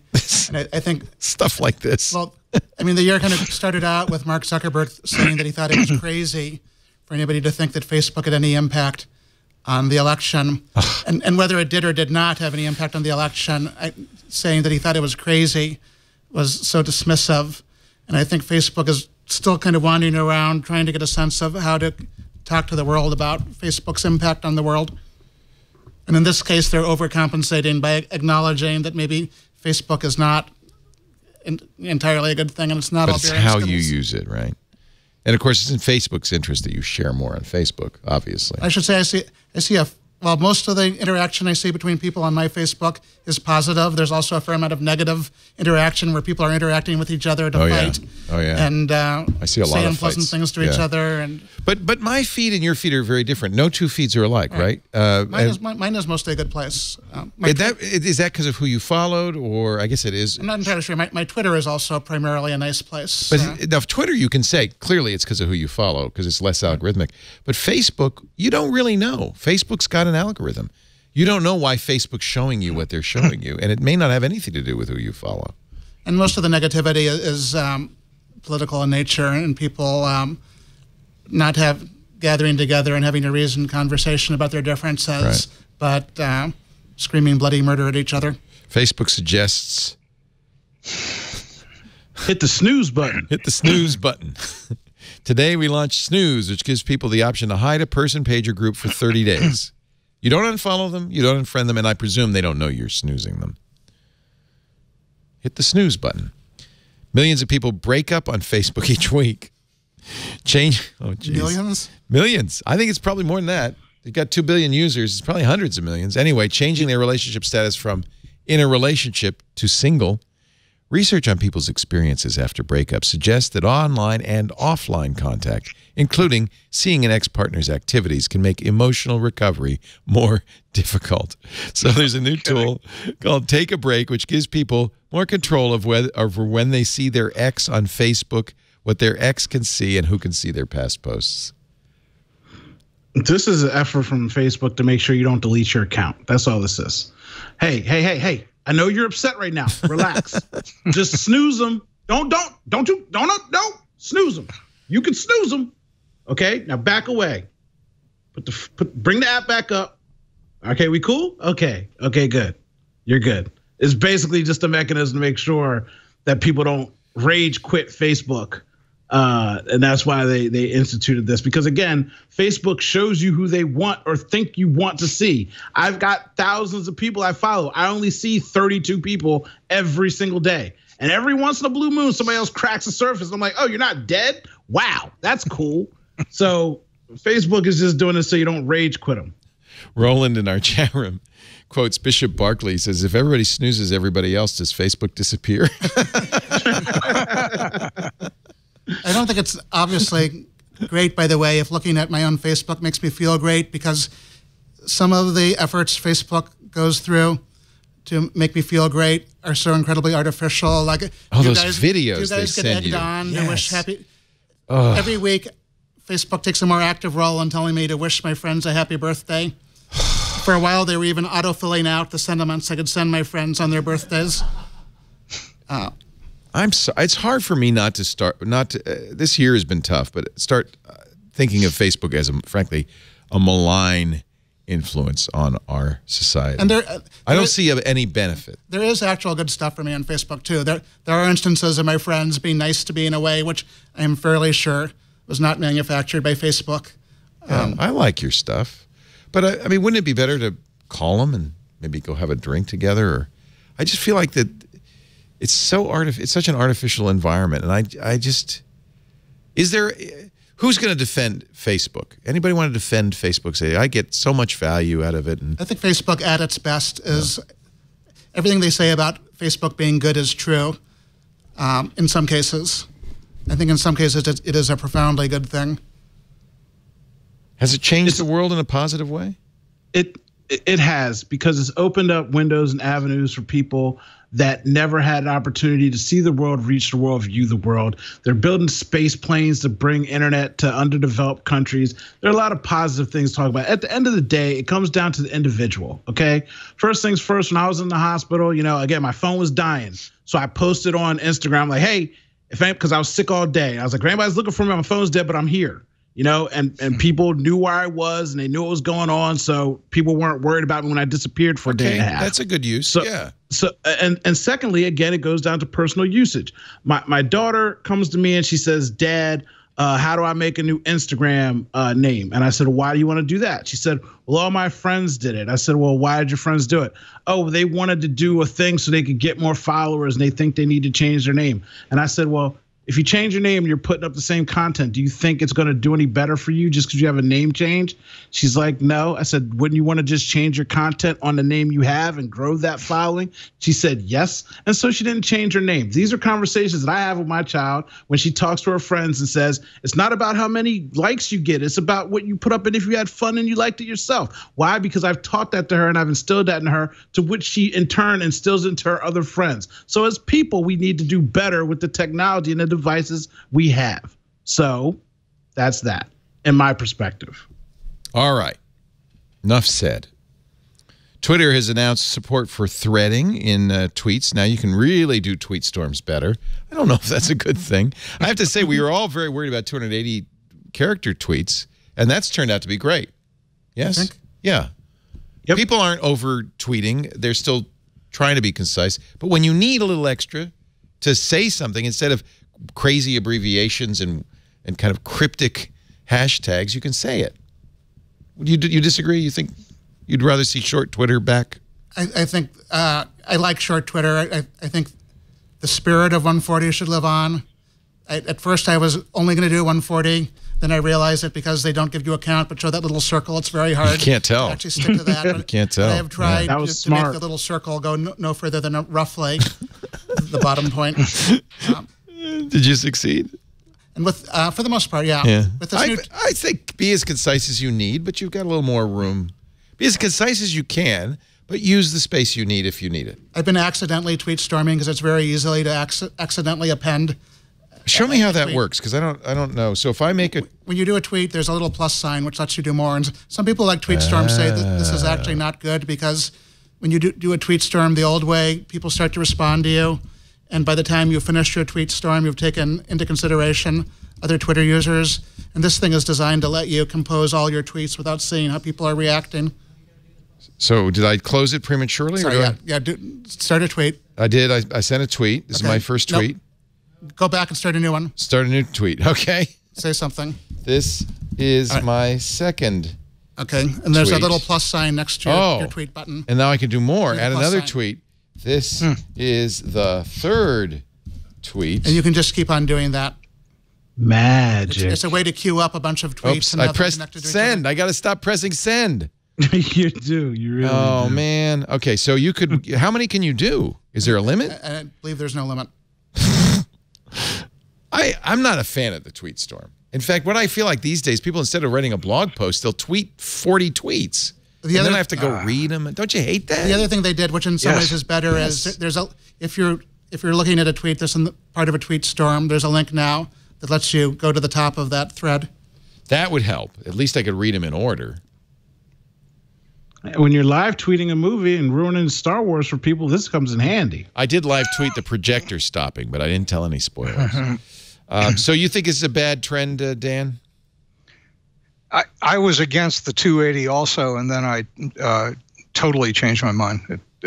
Sometimes it's much better to capture a little bit of nuance that's almost impossible to do in 140.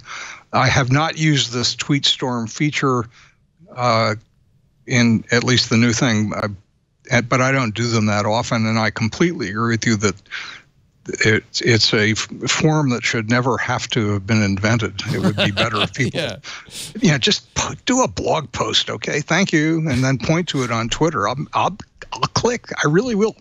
Yeah, I do feel like the reason they're doing this, as Twitter's done with everything, the @ reply, the hashtag is that's what people were doing. So they add features. I mean, they didn't have hashtags until Chris Messina did it, and it started to be adopted. They didn't have @ replies. I've been tweeting long enough where you didn't have an @ reply. So all of that is response to how users use Twitter. So I guess get off my lawn, Grandpa. Things have to change. Twitter's funny though. You don't want to. You got to change, obviously, but you don't want to change it too much, right? There's there's the strength of Twitter. There's a certain value to Twitter in it being let Twitter be Twitter. Have you seen their new commercial? I saw. I don't know if it's their first commercial. It's the first one I can remember, but I saw their commercial the other day, and it was a commercial for Twitter. Yeah. Is this the one with Chance the Rapper in it? This is one with a guy, I think maybe his house is on fire or something. There's a guy with a blowhorn. He comes up and no, it's not on fire. The guy wants to set up a Twitter account, and so they have a guy walks up the window and he names himself Kenny G, and he's like, I think that's already taken or something stupid.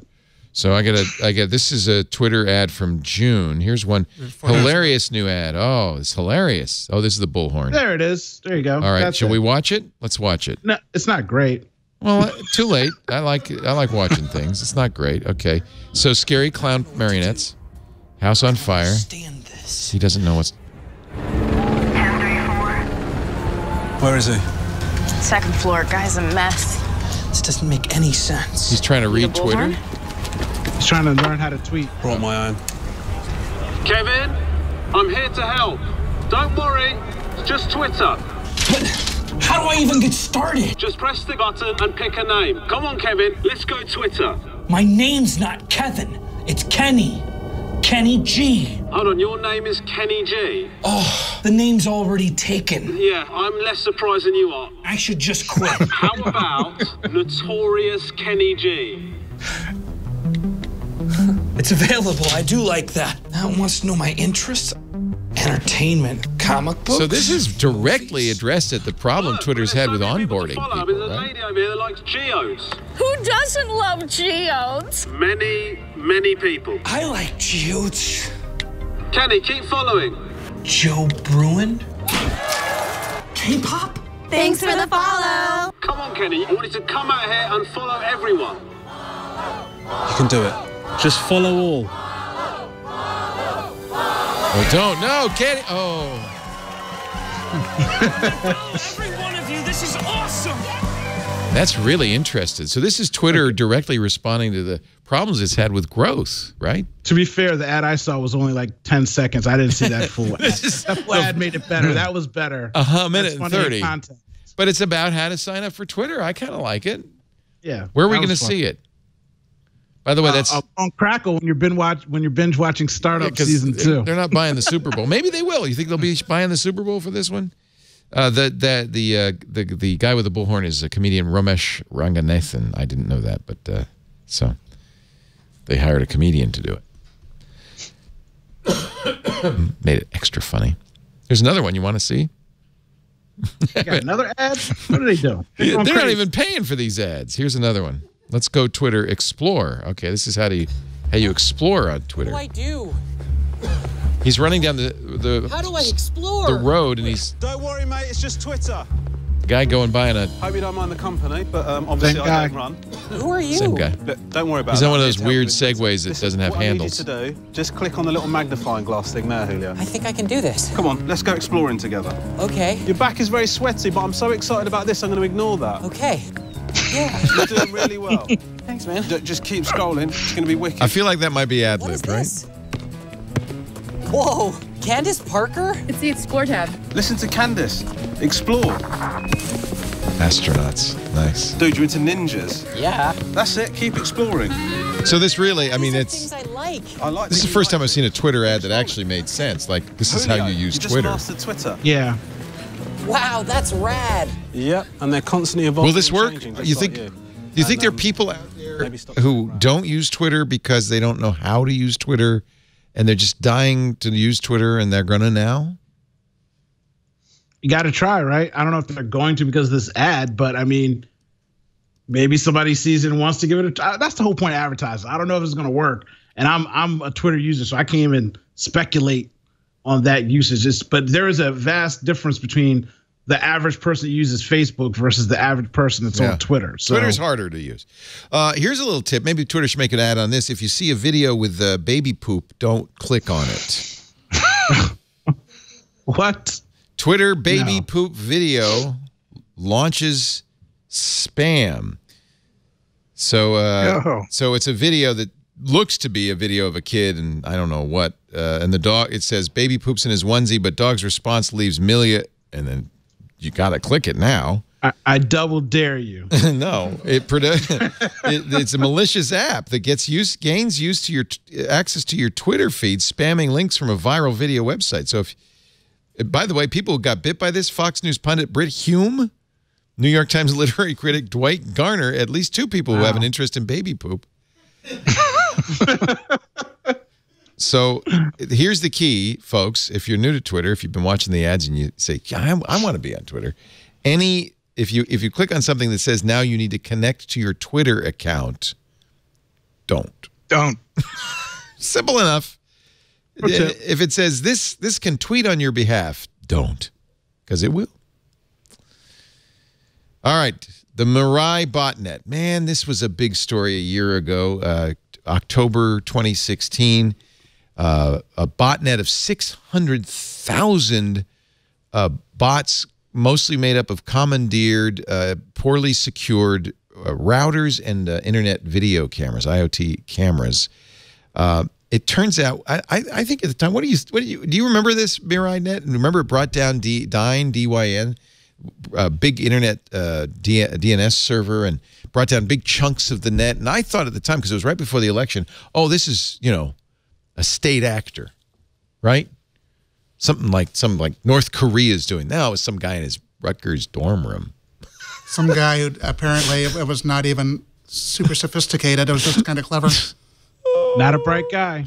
Not a bright guy. Kind of the motto of this show.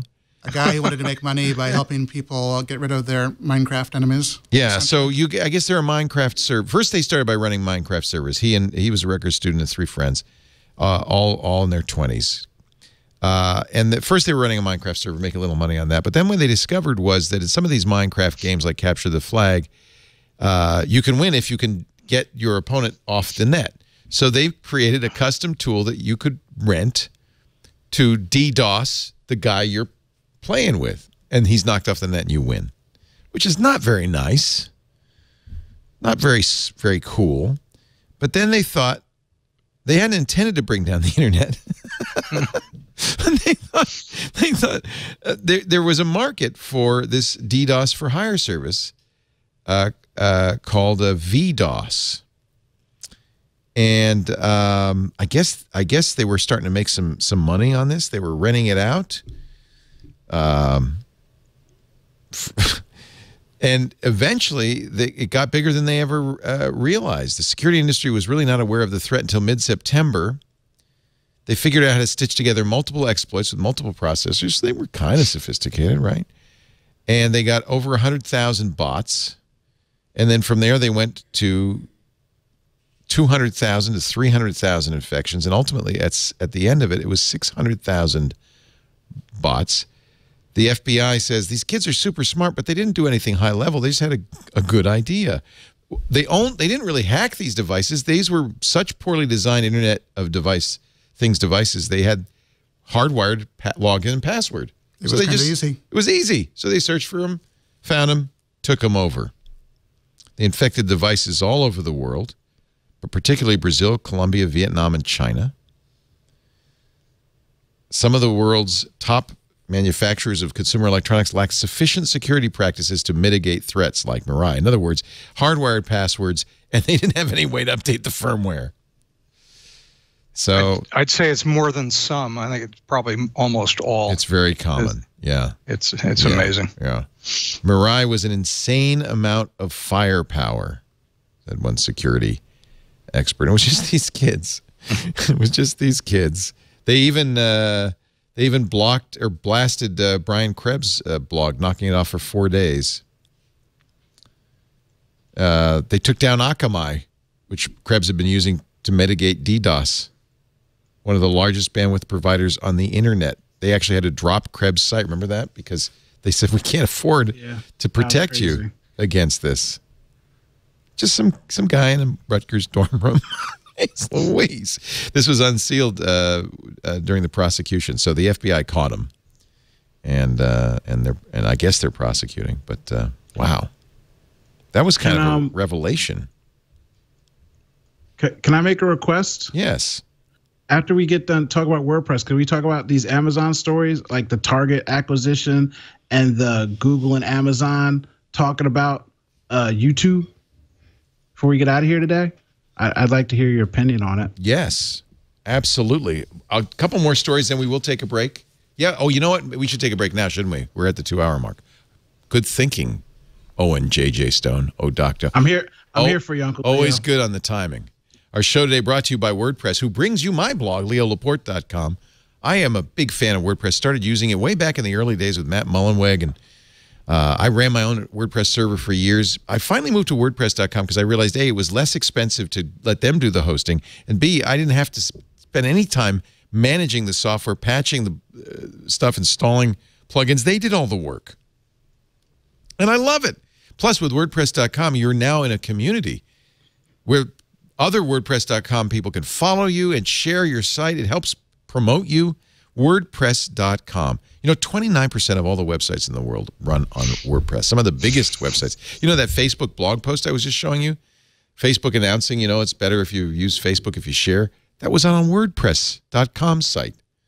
Facebook uses WordPress.com. WordPress is great, whether you're creating a personal blog, a business site. In fact, if you're in a business and you don't have a website yet, gosh, go to WordPress.com right now. You don't need experience. You don't need to hire somebody. They will guide you through the process. They've got great support people there for you 24 hours a day, Monday through Friday. They're there on weekends. They do all the technical stuff. You just put content up, choose a beautiful design. You get search engine optimization built in. You get social sharing built in, which is great. That means your readers and visitors will help promote your business, your site, by sharing it on their social stream. And when you get the business plan, you get hundreds of plugins and themes. You can even bring your own on some plans, which is very, very nice. Get started today with 15% off any new plan purchase at WordPress.com/twit. I'm a very proud WordPress user. I have been for, I think it's a decade now. WordPress.com/twit. Create your website, find the plan that's right for you, and save 15%. But you got to go to that page, WordPress.com/twit. NASA says astronauts will watch The Last Jedi in space. I think that's very cool. They will be screening it at the International Space Station. Very cool. Short little snippets, snippet time, and then we'll get to your Amazon story because I know you want to do this. Patreon. We talked about Patreon and the fact that they were going to change the way fees worked on Patreon. That it was going to they were going to charge patrons a lot to support creators, and creators are upset because they were losing patrons. Patrons are upset because when they wanted to do a small, like a $1 pledge, it would end up costing them $1.50 because Patreon was planning on sending them the fees instead of the creator. Sorry, my daughter keeps calling me. She doesn't really know my work schedule. It's okay. Well, Jack Conte, to his credit, and I think they did this because they had taken venture capital. I think they needed to get their profits up a little bit higher. Said, we messed up. We're sorry. We're not rolling out the fees change. I hope it's not too late. I think some creators did abandon the Patreon platform, and it gave YouTube, for instance, now has a subscription plan. I know that Kickstarter had rolled something out. So I think, if anything, it's going to expand the crowdfunding universe. But I like Jack and I like Patreon, and I know a lot of people who use Patreon. I hope they can weather this. At least they listened and they did the right thing. And my only suggestion would have been, hey, why don't you should have started off with like a smaller jab to the stomach. You don't pull an axe and stick it in somebody's back. You take a pinpoint needle and you jab them like 2 or 3 times and see if they survive before you just come out wielding an axe trying to take somebody's head off. Poke them slow. That fee was extreme. Yeah. Do you do Patreon stuff, Owen? Yes, I do. So, and sadly, I've been down for the last month, so I haven't created content. I apologize to the people. I'm coming back to you in the new year. I apologize. But you didn't hear from your donors that they were upset. I got 2 or 3 people that are like, "Hey, bro, I can't afford it. I'm sorry, I love you." Yeah, yeah. And I think that's permanent, right? Those people aren't going to come back, or maybe they will. I got their email. I'm gonna email them, let them know about the world, whether they come back or not. I always tell people, if you give me something great, I always say all the time, if you're broke, just hit the subscribe button and follow me. Because I understand people don't have money to be donating money out all the time either. So there's also free ways to support. Yep. And I appreciate that too.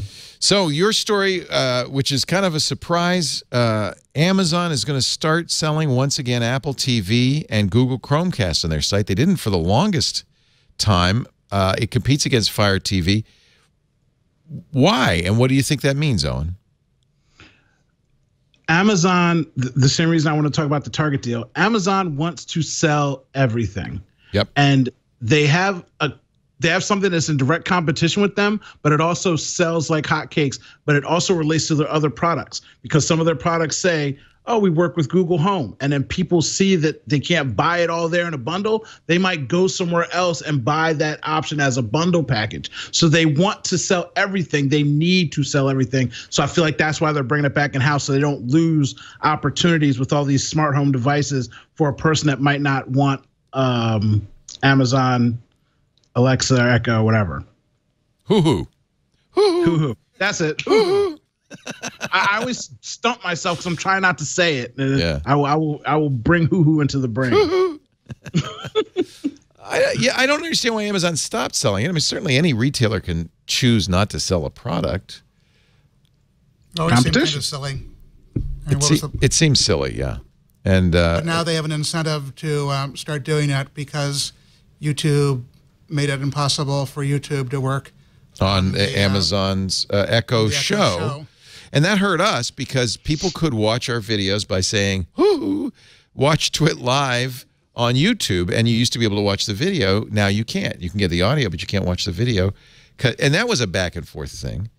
Is that going to change? You think YouTube will work again with Amazon? I mean, it sounds like Amazon tried to do something to show that they had some good faith. They wanted to work together. I hope they do. Help work it out, guys, because I want our viewers to be able to use, not that the Echo show, it probably aren't that many. Of course, this is all a sign that these devices are a lot less open and free than PCs or even an iPhone or iPad. The fact that YouTube can block this new class of device from displaying its content. Yeah, remember the open internet? It was really fun. Oh, God, it was good. Those were the days, my friends. And you mentioned that this Target is buying Shipt. By the way, not the best name for a company. I'm just saying. But remember that Kmart commercial? I shipped my pants. I shipped my pants. Yeah. That was great. That was I forgot all about Kmart. I went and bought something just because of that commercial. Yeah. That was like one of the greatest commercials. You ship it? I shipped the bed. You shipped the bed? Yeah, I shipped the bed. I shipped it. But this is not that Shipt. This is a different Shipt. This is not that. This is different. SHIPT, $550 million. Recode says it's to fight back against Amazon. Owen, what are they saying? What does that mean? Do you know about Shipt? I've never heard of them. So again, basically, Target had issues before I know a lot of people that shop at Target love Target. I love Target. I get Target got hacked, and a lot of people jumped ship from using their card or kept them from ordering things. So they need to bolster that digital marketing and digital brand back out and offer something that's competitive. Because again, Amazon is eating the planet, and at some point, if you're a retailer, Walmart's fighting back where they offer Jet 2-day shipping, and they want to come deliver stuff to my house, which nobody's going to let them do. Is but grocery? Everybody's got to try and find their way to survive. So Amazon bought Whole Foods, and Instacart, which is still independent, was the Whole Foods delivery service. Shipt was kind of the anti-Instacart. They're a grocery delivery service, but it's with interesting. I don't ever, maybe because I'm in California, but Harris Teeter.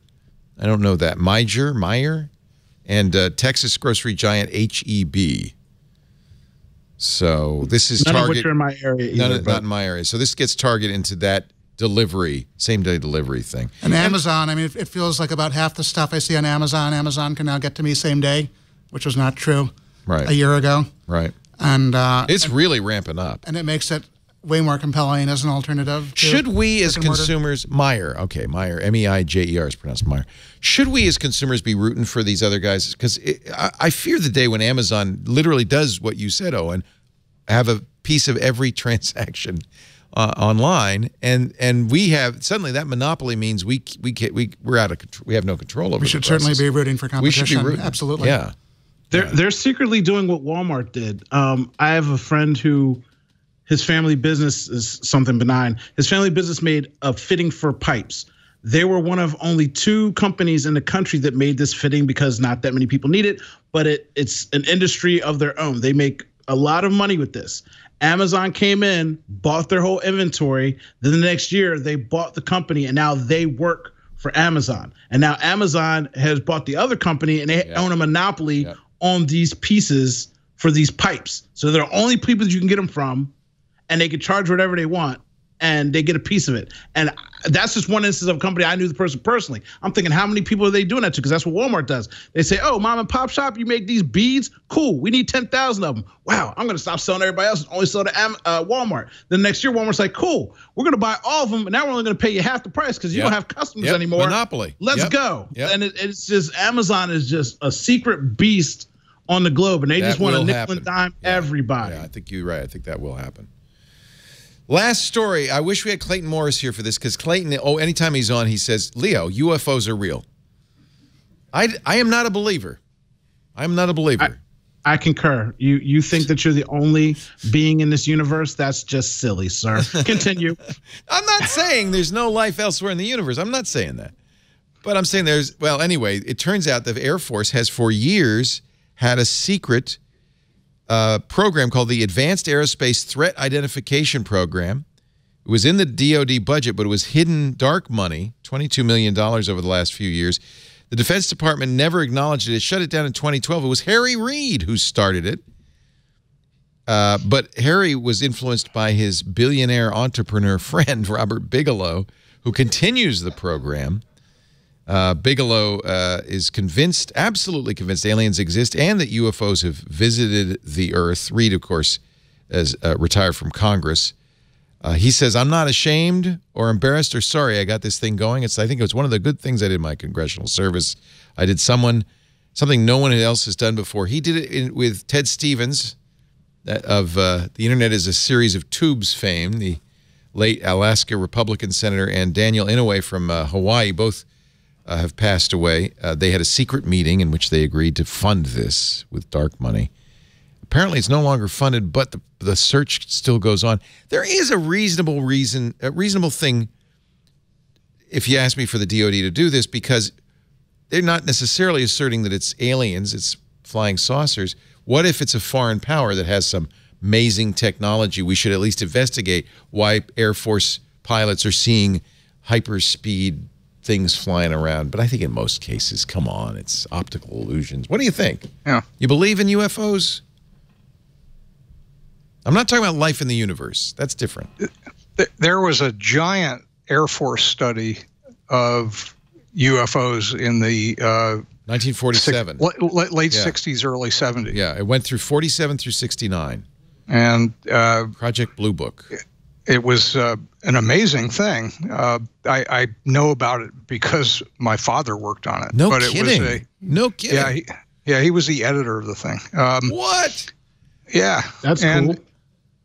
Anyway, it was this kind of survey study has been going on a long time, and it doesn't bother me if people want to study these things. And I think that you might learn a lot of ancillary information about other kinds of stuff, as you point out, in the process. But, why hide it?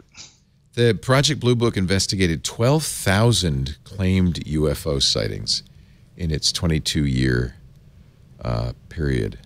Pretty amazing. Your dad was the editor of that. Of the final report, yeah. Wow. Was he in the Air Force, or was he a journalist? What was his background? Well, he was in the Air Force during World War II, but this was a project he took on kind of as a freelancer. Interesting. Yeah. Did he tell you about it at the time? Oh yeah. Oh. So there was no secret. It wasn't secret. Okay. Well, so far they haven't. Has anybody found anything? Clayton says they have, but they're not telling us. Yeah, I don't buy that. I don't buy that. That would only be the biggest piece of news in history. Well, yeah. I suspect that would have leaked. I believe there has to be life elsewhere. Right. And probably even in our solar system. But if they'd found life elsewhere, we'd know at this point. I would think so. Yeah. Technically, it just could have been anything because it's just unidentified flying objects. So, I mean, somebody could have been making a drone back in the 80s and you're wondering why this light's blinking and it flew away. And so I was just hoping that, Owen, you were going to say, yeah, I've seen one. I've been abducted. I was just hoping. I was just hoping. Unfortunately, aliens don't kidnap my people. That's not how that usually gets down. Is that actually true? That's interesting statistic I'd like to investigate. I can give you a whole list of things that don't happen to my people. Like like in Philly, they kidnapped this little black girl. They brought her back because you just don't kidnap black kids. It's not worth it. It's a problem. I forget. She sang Jesus. She said Jesus song. She sung church hymns for an hour and a half, and then they just brought her back because she just kept singing these church songs. I'm sitting there like, yeah, she put the Lord in their brain, and they didn't want any parts of it. They brought her back. No. I can give you a list of stuff that just generally doesn't happen to us, and abductions is one of them. According to the Daily Mail, the bastion of truth, the cigar-shaped interstellar comet that is currently in our solar system, it has the best name ever because it was discovered in Hawaii, Oumuamua. One leading astronomer, according to the Daily Mail, says it's an alien probe with broken engines. So if you see Oumuamua around about Jupiter, it's going 196,000 miles. It's 260 feet wide, a mile long. So it's just this big cigar. We actually, SETI is aiming its telescopes at it to see if there's any radio waves coming out of it. Does it have windows? We don't know. I don't know. Maybe aliens don't need windows. Maybe they could see through rock. We don't know. Tempted to say they use a Mac. Huh? That's a good use. That's a very good use. Yeah. Yeah. No windows, just a Mac. Ladies and gentlemen, I will conclude with Oumuamua, and thank you all for aliens use a Mac. I got it. I just got it. They don't use Windows. I got it. Okay. I apologize. Thank you, Dan Gilmore. Always a pleasure to have Dan on the show. Dan is dangilmore.com. Of course, he's a professor, associate professor of journalism at the Walter Cronkite, the esteemed Walter Cronkite School of Journalism. Don't look. Did I get it wrong? I think I got it wrong last time you were on it. Is it Arizona State? ASU? ASU. It is ASU. Okay. At Arizona State. And it's always a pleasure to talk to you. Thank you for joining us, Dan. Really appreciate it. Thanks for having me back. Yeah. Thanks to Owen J.J. Stone. Oh, doctor. He's been resting, letting his kidneys rumble. You find his future works at IQMZ.com. So let me just talk to people because I usually do. Well, before you do, I'm going to let you do the closing sermon. Got you. You do the closing sermon. Let me just thank Harry McCracken, also the Technologizer. Find him at Fast Company, where he's a technology editor. Thank you, Leo. And his wife, his wonderful wife, Marie Domingo. I'm glad you brought her. Hi, Marie. Thank you all for joining us. We do this show every Saturday afternoon, 3 p.m. Pacific, 6 p.m. Eastern, 2300 UTC. We had a great studio audience. Thank you all for being here from Australia, New Zealand, and San Francisco, all over the world. If you want to join us, we would love it. But please, we ask now that you email us ahead of time so we know to expect you. Otherwise, I can't promise you can get in. We have high security here at the facility, so just email tickets@twit.tv, and we'll make sure you have a nice, comfortable seat put out for you. Watch live at twit.tv/live, but you can also watch on demand at twit.tv. In fact, all of our shows are available in audio and video on demand. Find your favorite podcast app and subscribe. That would be the best thing to do. Next week and the week after, we have special shows for the holidays. Next week, it's going to be our year end, which we've already recorded with our hosts, Father Robert Balliser, Jason Howell, Megan Maroney, and I. We talked about, we talked about the big stories of 2017. And it was a fun episode. The following Sunday, we release our best of, which some of the best moments, thanks to you, chosen by our fans from the 2017 twits. And I will be back in studio here to do another live twit on January 7th. Have a wonderful holiday. Christmas if you celebrate it, Hanukkah, Kwanzaa, winter solstice, summer solstice, whatever the solstice is that you're celebrating. We hope you have a happy 2018 as well. And now, a closing thought from Dr. Owen J.J. Stone. So piggybacking on the happy holiday and whichever holiday you celebrate, that sounds awesome. We were talking about Facebook and Twitter and being on the internet and how sometimes it can ruin things. But I'm telling you, call your aunt, call your uncle, call your friend, call that person that's single, that doesn't have a significant other or children. Check in on them. It's the most wonderful time of the year, but this is the time of the year where people get really depressed and lonely, and your phone call can make the difference. You stopping by can make the difference.